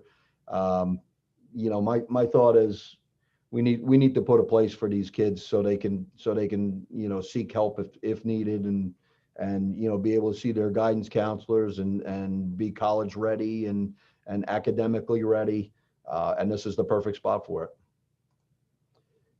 So the Tappan Zee High School main office, entrance, and lobby. By creating the counseling and the prevention center, the only problem is we're moving the assistant principals out of their space. So what we were talking about doing is we're talking about moving the assistant principals and all of the administrative team into a single area. It would include some office renovation, so moving the security window, which is one of our, one of the top priorities that we were talking about. Instead of having that open window, we wanted to move that into the main office area, which is exactly what we did at Soames and what we did at Schaefer, and what we're trying to do at Cottage Lane, and will do hopefully in the master plan. Maybe possibly moving the SRO. That was another thought into, where the existing security window is. This way, maybe having a second security window there with the police officer, so he gets to see the kids. One of the big things with an SRO is that they work with the children, they get to know the children and the students as well. So my thought was maybe that's a good possibility to have that open, where he can communicate with the students as well as they come in. And then last but not least, exterior lighting upgrades throughout the district. So all exterior lighting, not pole lighting, but the ones attached to the buildings would be upgraded to powerful LED lights. So the reason for this, we have quite a few areas of insufficient lighting throughout the district, and we'd like to address these issues as well as upgrading to energy efficient and brighter LED lights.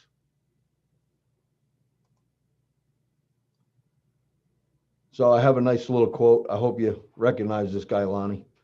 It's Warren Buffett. It says, "Someone's sitting in the shade today because someone planted a tree a long time ago." Well, as a district, we will be planting that seed, however small, over these next 2 summers. As our district continues to address priority needs and the master plan moving forward, whether through capital work or otherwise, we will watch that seed grow into a tree. And these summer projects are the building blocks needed to form a strong foundation for the future. So I hope you like that slide. That was one of my favorites. So one of the key considerations, I'm going to ask Lauren to talk a little bit here. The final slide talks about the key considerations for the summer work, and I'm going to put up the timeline. Lauren, it is all yours. So thanks, Jack. What we're looking at for this summer is if the board chooses any of the scope items that Jack just presented, we're looking at a roughly 6-week design period. So if, for instance, we started tomorrow, that would put us into about the third week of January. And that would be when we would submit these projects to SED.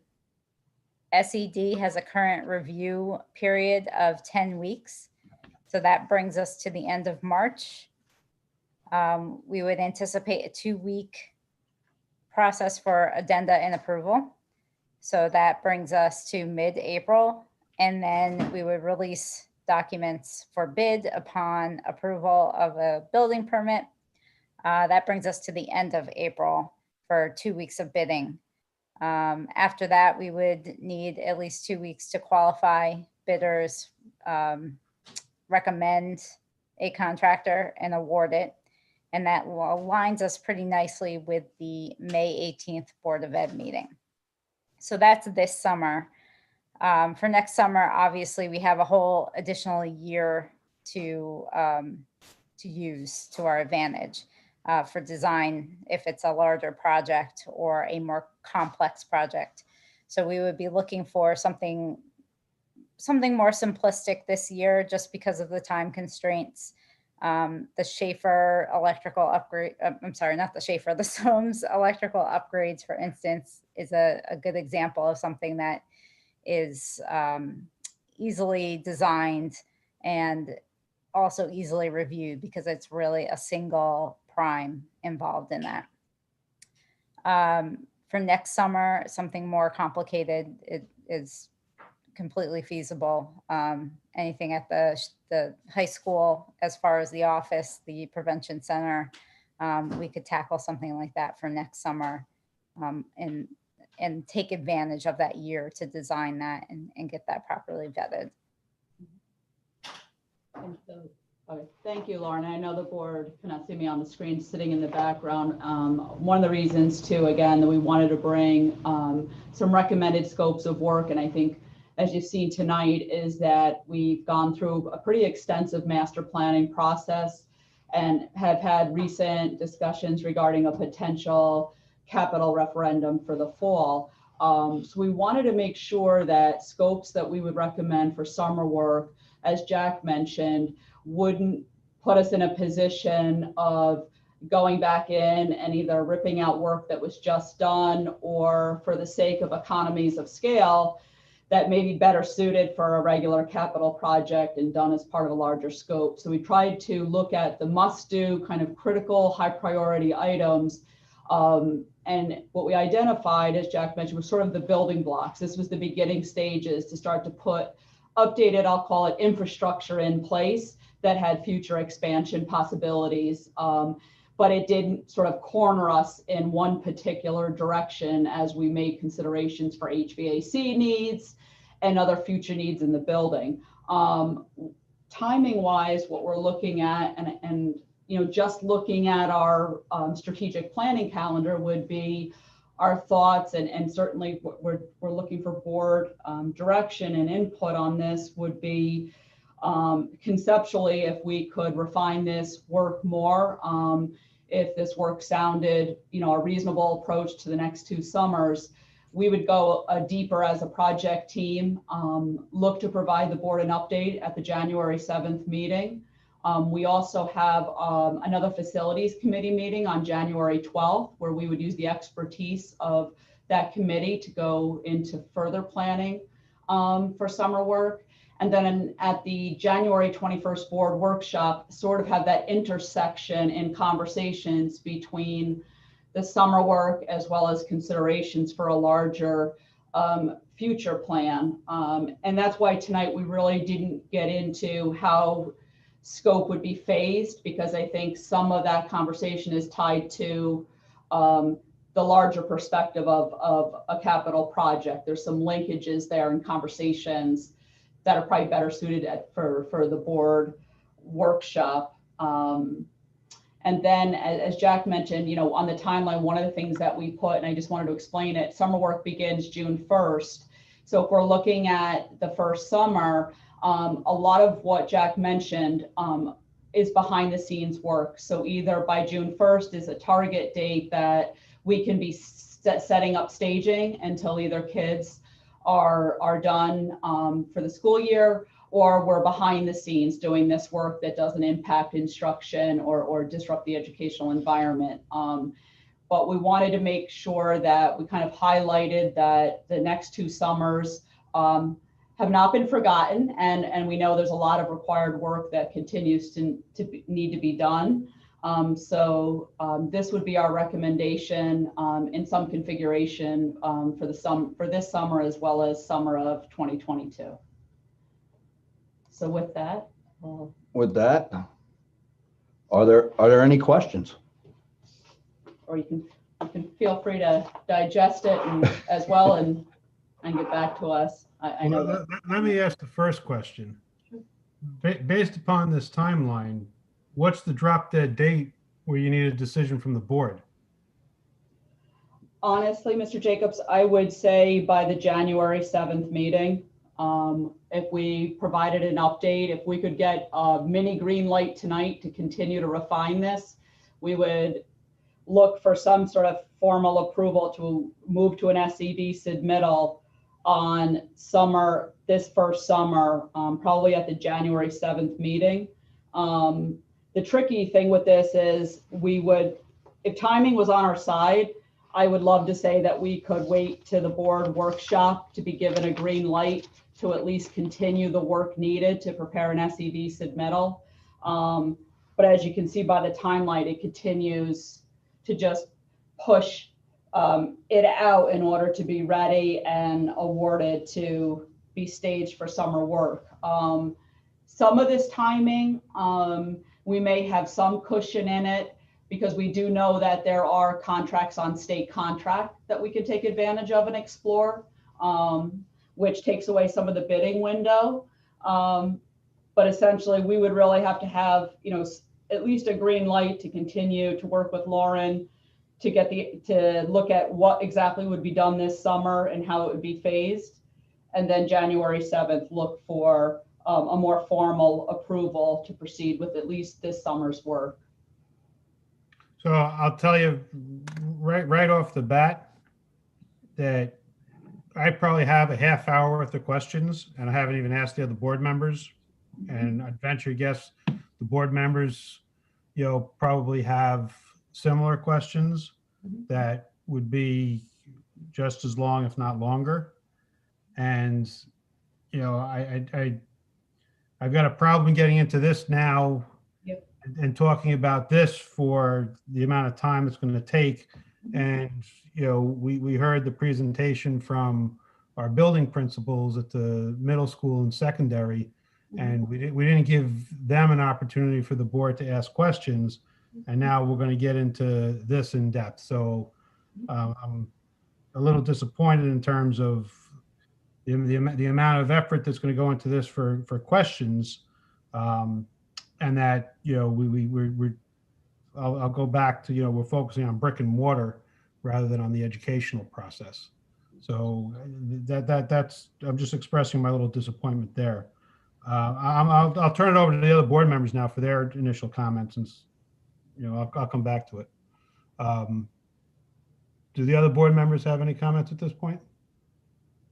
Lonnie, in light of your comments, I would hold my questions, and I think if the January board meeting is the quote unquote drop dead date, I got to imagine a healthy amount of information should be being provided in board reports throughout, and we'll have to keep up to date with it. We can submit some questions in advance, obviously, well in advance, but I'll hold my questions.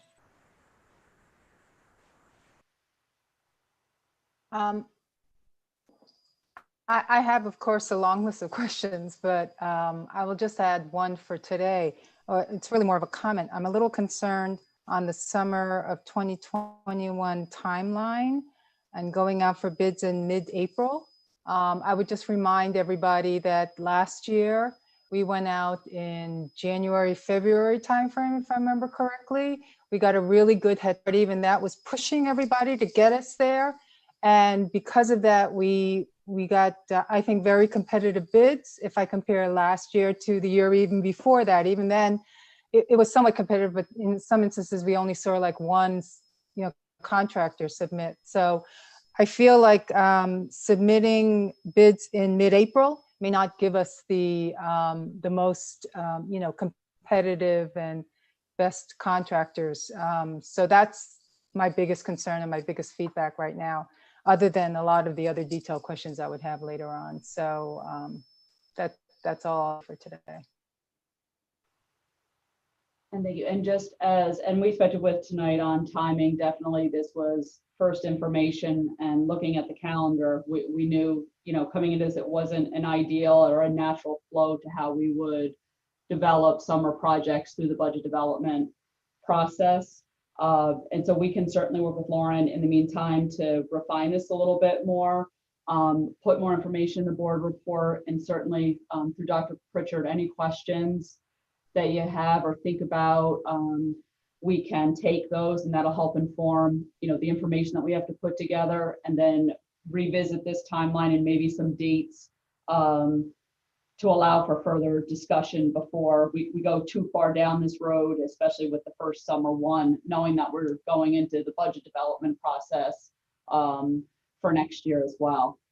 And these projects would be funded through our normal budgeted cash of the $1,750,000 we usually use for district projects. So so with that, we'll take any questions. We'll continue to work with Lauren. We'll try to look at this timeline again, and then we'll provide an additional update with information in the next upcoming board reports.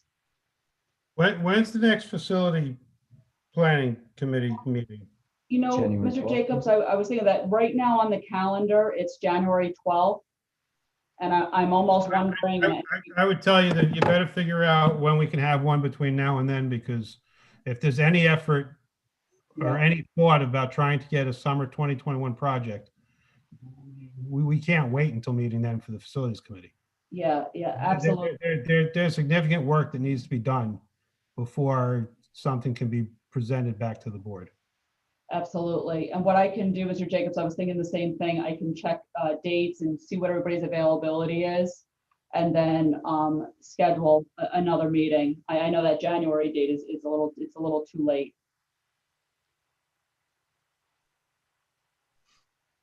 This is Tom Henry.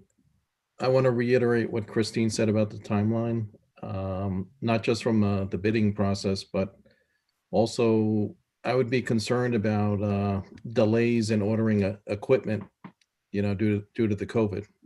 So if we're signing contracts very late in the game, just a month or two before work is supposed to start, I'm concerned about ordering delays, which we experienced somewhat in these past couple of construction periods. The second comment I want to make is I know the board has expressed a concern that a lot of money gets spent on administrative type stuff and not in the classroom. And being on the facilities committee, there's been a lot of talk about the classrooms, in particular, William O. Schaefer. So I'm surprised that none of the classrooms in William O. Schaefer were mentioned in here. Mr. Henry, just to respond to that, and I appreciate that comment because we didn't quite capture it in the presentation. Knowing right now where we're kind of at this crossroads of making decisions in terms of HVAC and controls that have worked to some degree in the classrooms. We hesitated listing those because those would be rooms if we renovate them now and it's not directly linked to the timing of when HVAC upgrades or updates would be done, where we're going into classrooms more than once. So Jack and I did discuss that, and this is where timing comes into play, because not having right now in exactly what we're doing with HVAC and when, we didn't want to list anything as part of, especially this summer's work, that had the potential that we're going into a space more than once and renovating it. Like when it does come to univentilator, if it's univentilator replacements, which still involves asbestos abatement work and flooring work and the possibility of continuing to break into ceilings.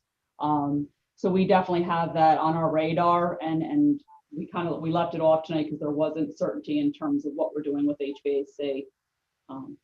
But we agree, Mr. Henry, those, especially those Schaefer classrooms, it would be a nice project to complete over one of the summers or two of the summers.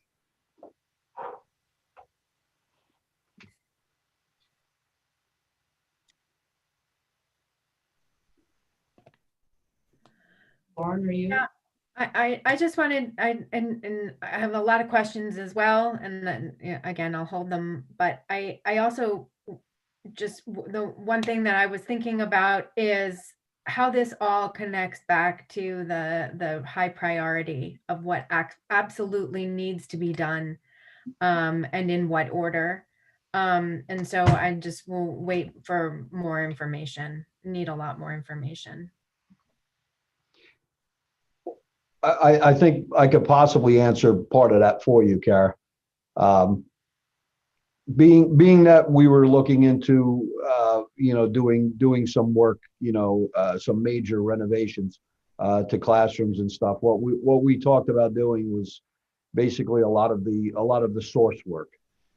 So we're upgrading fire alarms, building management systems, clocks and speakers, lockdown capabilities. I don't want to say right now we're not running, the way we should be running, because, we're running to the code that we are held to now.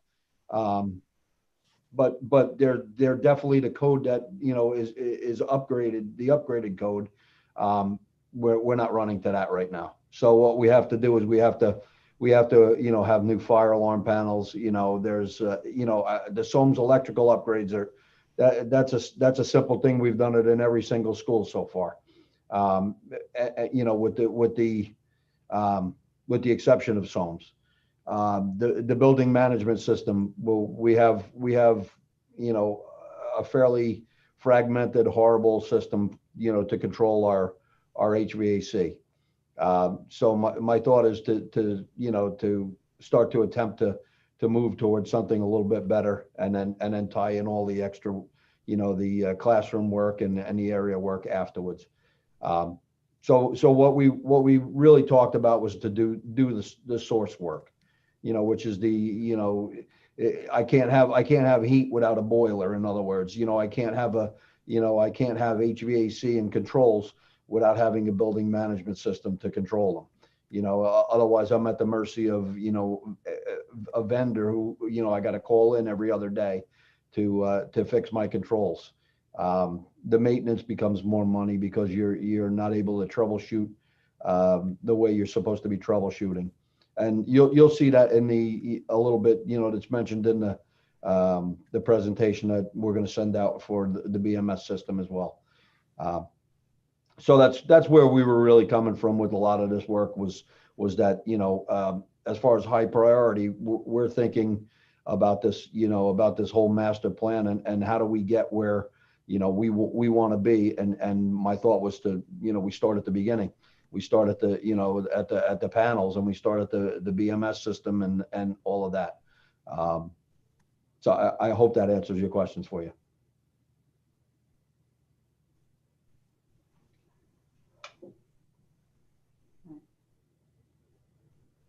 Lauren, did you have something you wanted to jump in? No, I think you explained that pretty well. I wouldn't say that every scope item that was presented tonight is necessarily the backbone to what we would be proposing as a capital project. But definitely the electrical upgrades, the BMS system, and other items that were presented were really scope items that are being considered for a future referendum. And if we were to do it in the next couple of summers, it really just takes the burden off of the a bond to have to do it under a bond project. So that's really what it is. It's nothing that was presented isn't a priority. It's all prioritized work that we've been discussing as part of a bond. But some of it is more of the backbone to further projects. So electrical supports the HVAC, the BMS supports the HVAC project. So that's, I think, what Jack is trying to explain. Exactly. So with that, I'm just trying to view and see if there are any additional board comments or questions. Other than that, I'd like to turn it over to Dr. Pritchard.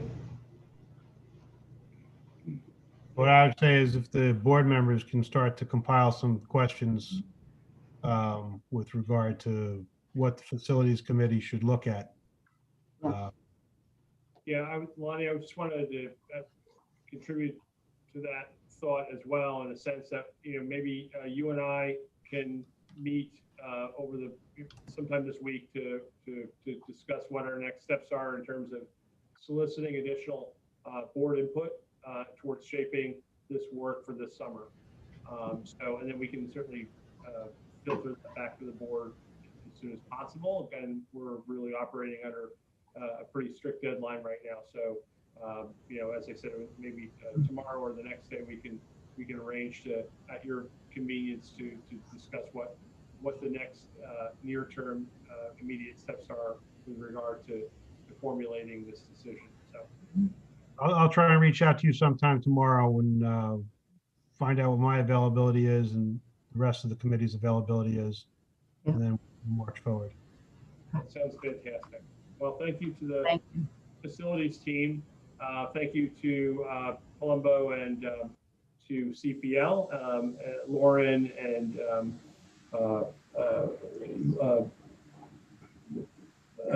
Dennis. Dennis was here. I wasn't. I was looking for Lou, but it was. And I see that we have some. Dave Samuel was here as well. Thank you to Alicia and also Jack for that presentation today as well. I have one last very quick agenda item as it relates to COVID-19. I know there was some prior discussion about where we're at, where we're headed. It's very important to note, I think, at this point that this is our last Board of Education meeting in 2020. We are, and I say we, I'm going to speak for the Board of Education. I'll speak for the staff, our teachers, as well as our instructional support staff, our families, but above all, our children. We're raw right now. We've worked very hard this year under some very extreme conditions. Emotionally, I know we've heard that emotional health discussed in our presentation tonight, but we also hear that through our various dealings within our community, that this has been a very, very difficult year. Emotionally, it's been very challenging for us. We've had a difficult election year. We've had the COVID pandemic. And as much as we try to keep a stiff upper lip and maintain sort of a stoic approach to the work that we do, we know that this is very difficult for all of us. And again, especially on our children. Our children were headed, you've heard this mentioned before in terms of, this holiday season being unlike any other. And we know that. We know that we don't expect that people will be traveling or meeting in large groups or exposing themselves to the coronavirus. But even though it's different, the differences really are centered on this being a time of year that we need probably more than we've ever needed, especially our little ones. This is a time of year where we celebrate various holidays, celebratory season of Christmas and Hanukkah, or whatever you may celebrate.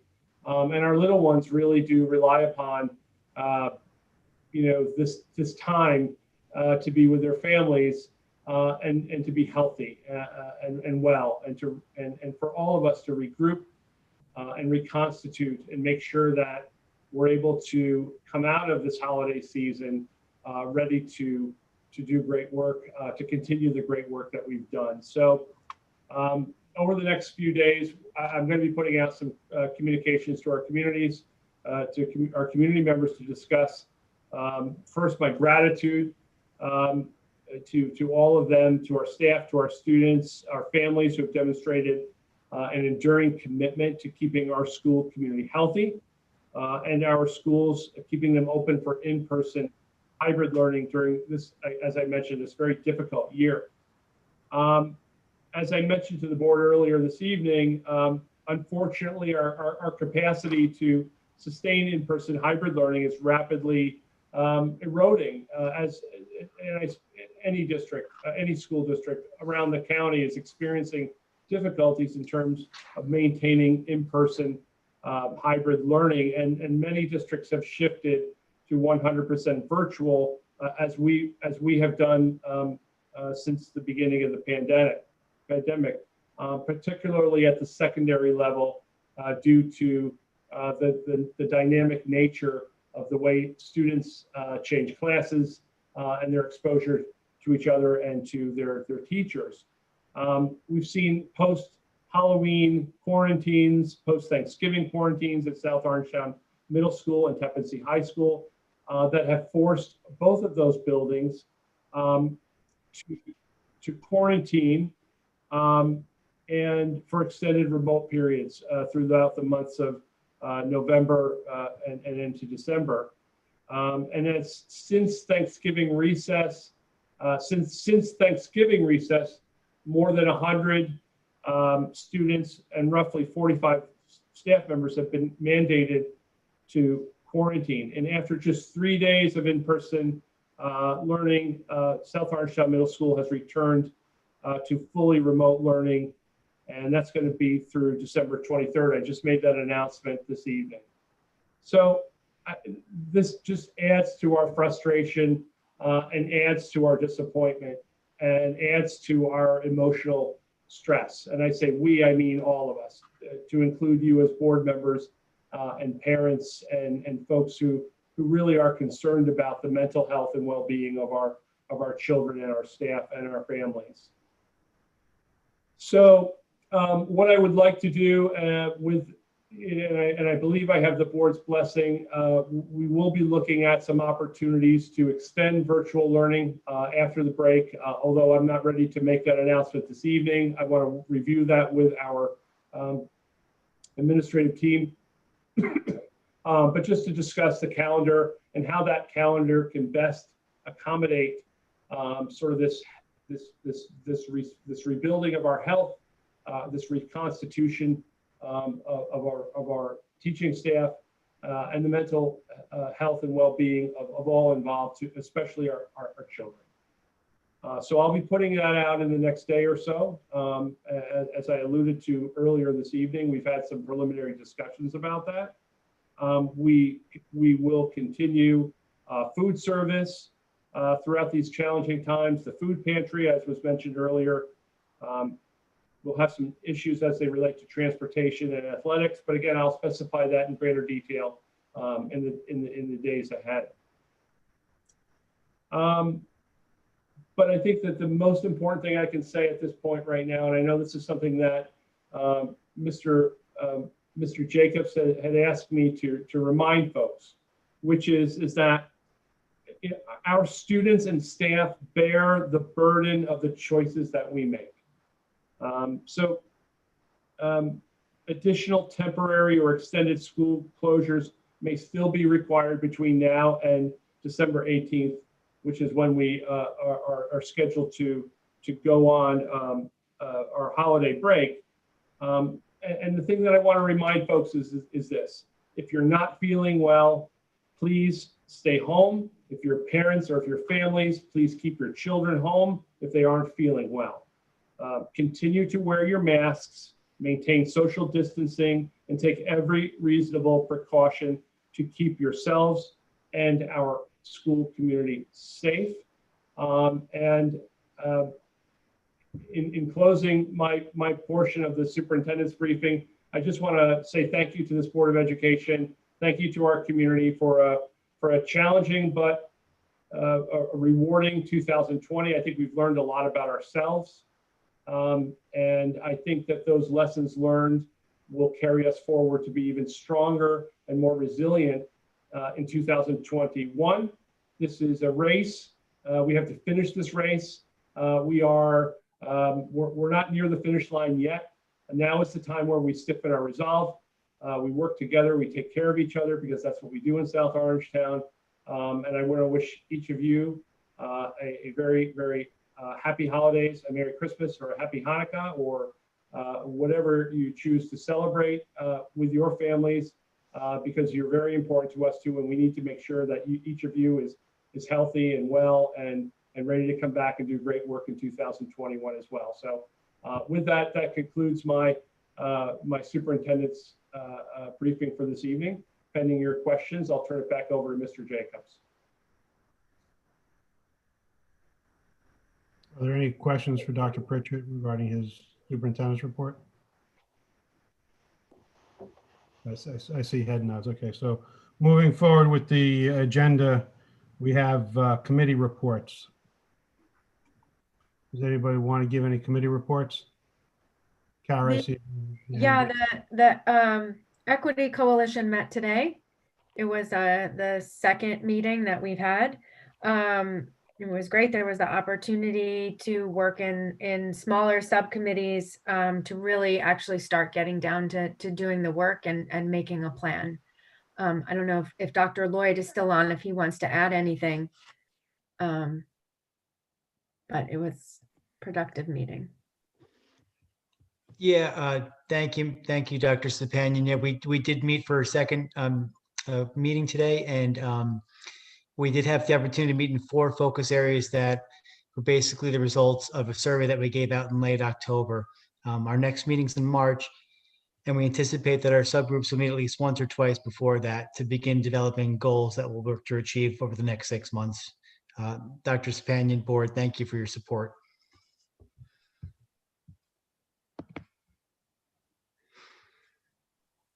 Any other committee reports?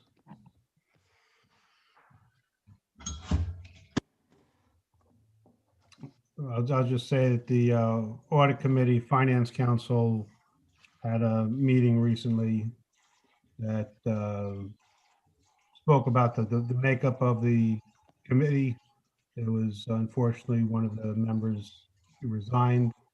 So we're looking at filling the vacant position. And then we also looked at long-range financial planning with regard to what's happening with potential state aid impacts and the state's financial situation and how that may relate back to the school districts, as well as preparing for moving into budget preparation season as to what our long-range financial picture is looking like and what decisions we may need to be making as we prepare for budget. Anybody have anything else? I can give you a rundown of the Rockland County School Board. Please. They met, we met on Monday, pulling together still a lot of the work for the legislative meeting, which will happen on January 11th.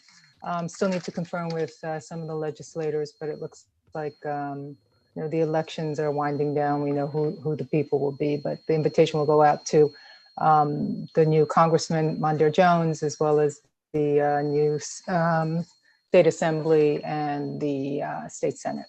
And the focus will be, of course, on advocating for COVID funding.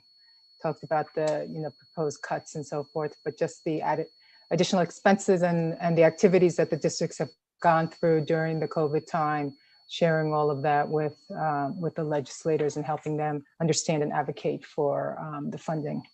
Also, all the districts share some of the challenges they've had with COVID in their districts. Some more than and less than others.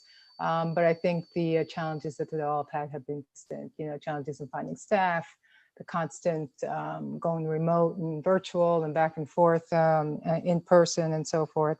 But there were some, I think, heads up and learnings that I think is helpful to share across the districts. Helping us understand and prepare and what other districts have experienced. The last thing I wanted to mention that the Nyack district had a very informative webinar about institutional racism, raising awareness and meeting the needs of all students. they talked very favorably about it. I didn't have a chance to take a look at that. I'll probably look at it this week, but I did want to point it out. It's on the Nyack School District website. So if you're interested in going in there, taking a look at it, it's about a little over an hour. They had somebody from the state, Dr. Montesano was there, and I think the former Nyack School Board President was also part of the panel. That's it. The only thing I would suggest, Christine, in terms of the Rockland County School Board, in addition to speaking about, the COVID costs, and, the need for funding for the additional COVID expenses, I just also elaborate on it that, while we're trying to deal with the COVID expenses and we're looking for additional funding for the COVID expenses that weren't anticipated, we really can't deal with reduction in state aid. The reduction in state aid becomes a double whammy that, we're looking for more money and you're taking more money away from us. So I would just Here. I would just keep that in the forefront of the conversation as well. That Yep, that's a big bold. About not only have we been expenses have increased, pressures and social well-being and the stresses on the staff have increased. The proposed 20% cut is costing even more of a burden. We'll definitely be talking about that as well. So. And we're limited to our the 2% tax cap.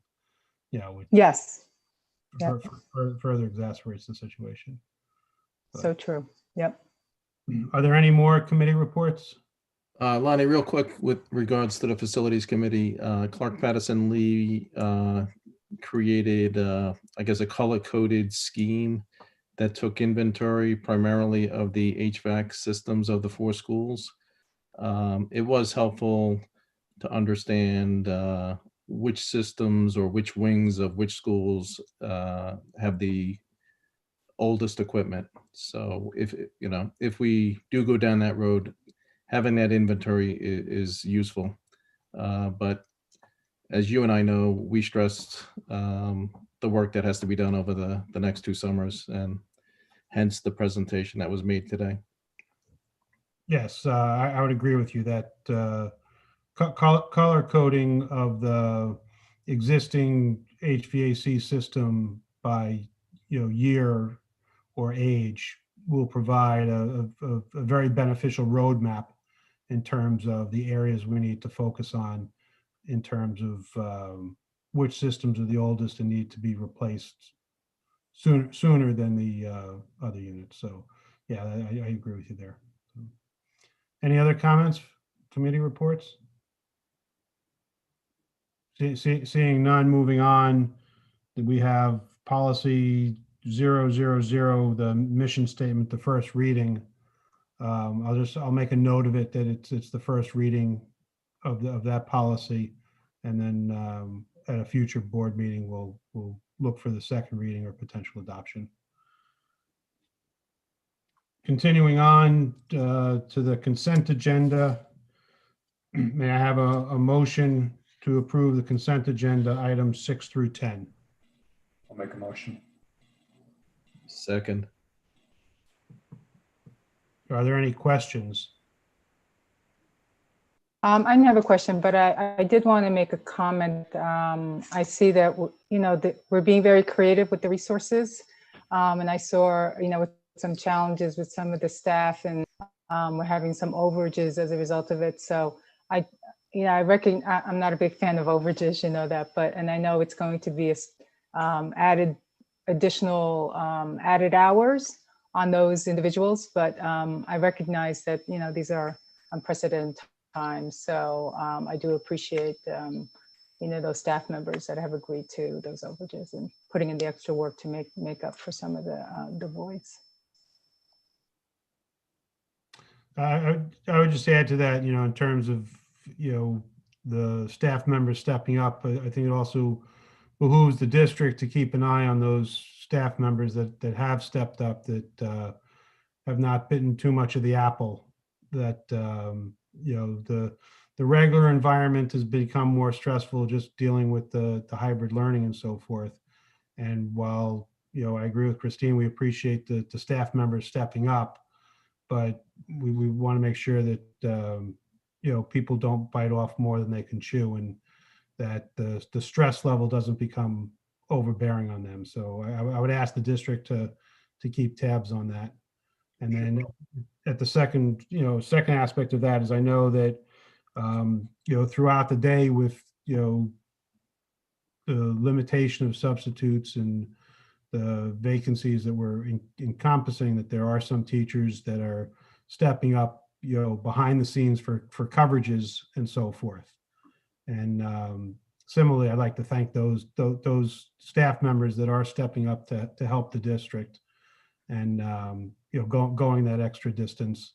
But again, we just need to keep tabs that the stress level gets managed across the board. So we have to thank them and appreciate them for what they're doing, but at the same time, keep tabs of their mental health and their ability to do what they're trying to do.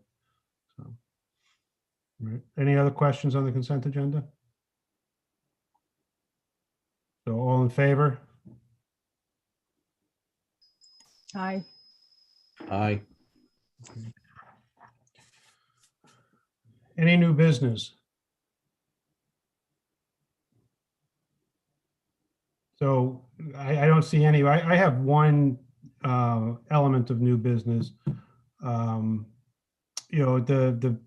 beginning of the board meeting, how many hours ago it was, I had spoken about participation with the food pantry and the volunteers that were there to assist with the distribution of the food. And it dawned on me to ask the question, are we still keeping track of the volunteers throughout the year so that they can be recognized in June? So, Mr. Jacobs, the short answer is yes. And I see that Dr. Tessick is on the call here today. And if she wanted to, I know that she works she's obviously a very integral part of that through the FEC. The short answer is yes, we do keep track, and certainly we'll make a special effort to recognize those folks for their contribution. I'm going to say, in addition to those folks, I want to thank you as board members. I know that you've all stepped up, and you've all taken a turn towards contributing to that effort, as well as some of our unpaid volunteers. I think we even have some students who've been referred to us by Mr. Henry for their volunteer participation in that effort as well. So for sure, we'll definitely make that a special event and recognize them accordingly. And then, it's not just them. And, you had some public volunteers, from the community. You also had, some staff volunteers, and really you had some, I'll say, key component staff volunteers that, helped out to maintain the, anonymity of the food pantry system, which is crucial to it. So, we've got community volunteers as well as, staff volunteers, but also, throughout the year, there's other, volunteers that, come into the virtual classroom now to help out and so forth. And, they need to be recognized as well in June. So that's what I just wanted to bring out. I get it. With everything else going on, that we weren't overlooking that. So I know that we have a lot of real critical partners out there, not just obviously our volunteers are critical, but we know that there are other 503Cs, other separate entities, community partners out there who've gone way above and beyond in terms of their service to those in need. So we'll make sure that we get our arms around all those folks and provide that that recognition. And then just one more thing, just going back to the food pantry. Mr. LaMadrid had asked me a question about fundraising for the food pantry. And I know we have various student groups that do fundraising for various things. I don't know if any of them, have it within their organizational structure or charter to do fundraising for, community events, and whether that would be something that one of the student groups could pick up on. Or, the other thing, Mr. LaMadrid had mentioned is whether we can do, something along the lines of like a coupon book. I've mentioned before about, under these trying times where we should really support our local business enterprises that in the past have supported the district when, the district has looked for some, fundraising, or the district has looked for, I'll say, gifts for project graduation, or, other events where, we've gotten our local businesses to continually to support the district. The turn now is for, our community here to, visit and solicit the local businesses to provide them the support they need during these trying times. But what Mr. LaMadrid did question is whether, the district can basically put together, possibly like a coupon book that, does both. It entices the local community to support the local businesses, and then at the same time would be a fundraiser to raise money for the food pantry. So I throw those concepts out for thought, and maybe we can do something with it. I haven't seen a coupon book in a while, and I think it's time to bring it back. Sort of what Mr. LaMadrid said. So, but anyway, that was my new business. The meeting's gone on for a fair amount of time. We're approaching almost 11 o'clock, and I will tell you, it's been a number of years before we approach this hour for a board meeting. So if there is no other business, may I have a motion to adjourn? Motion. Second.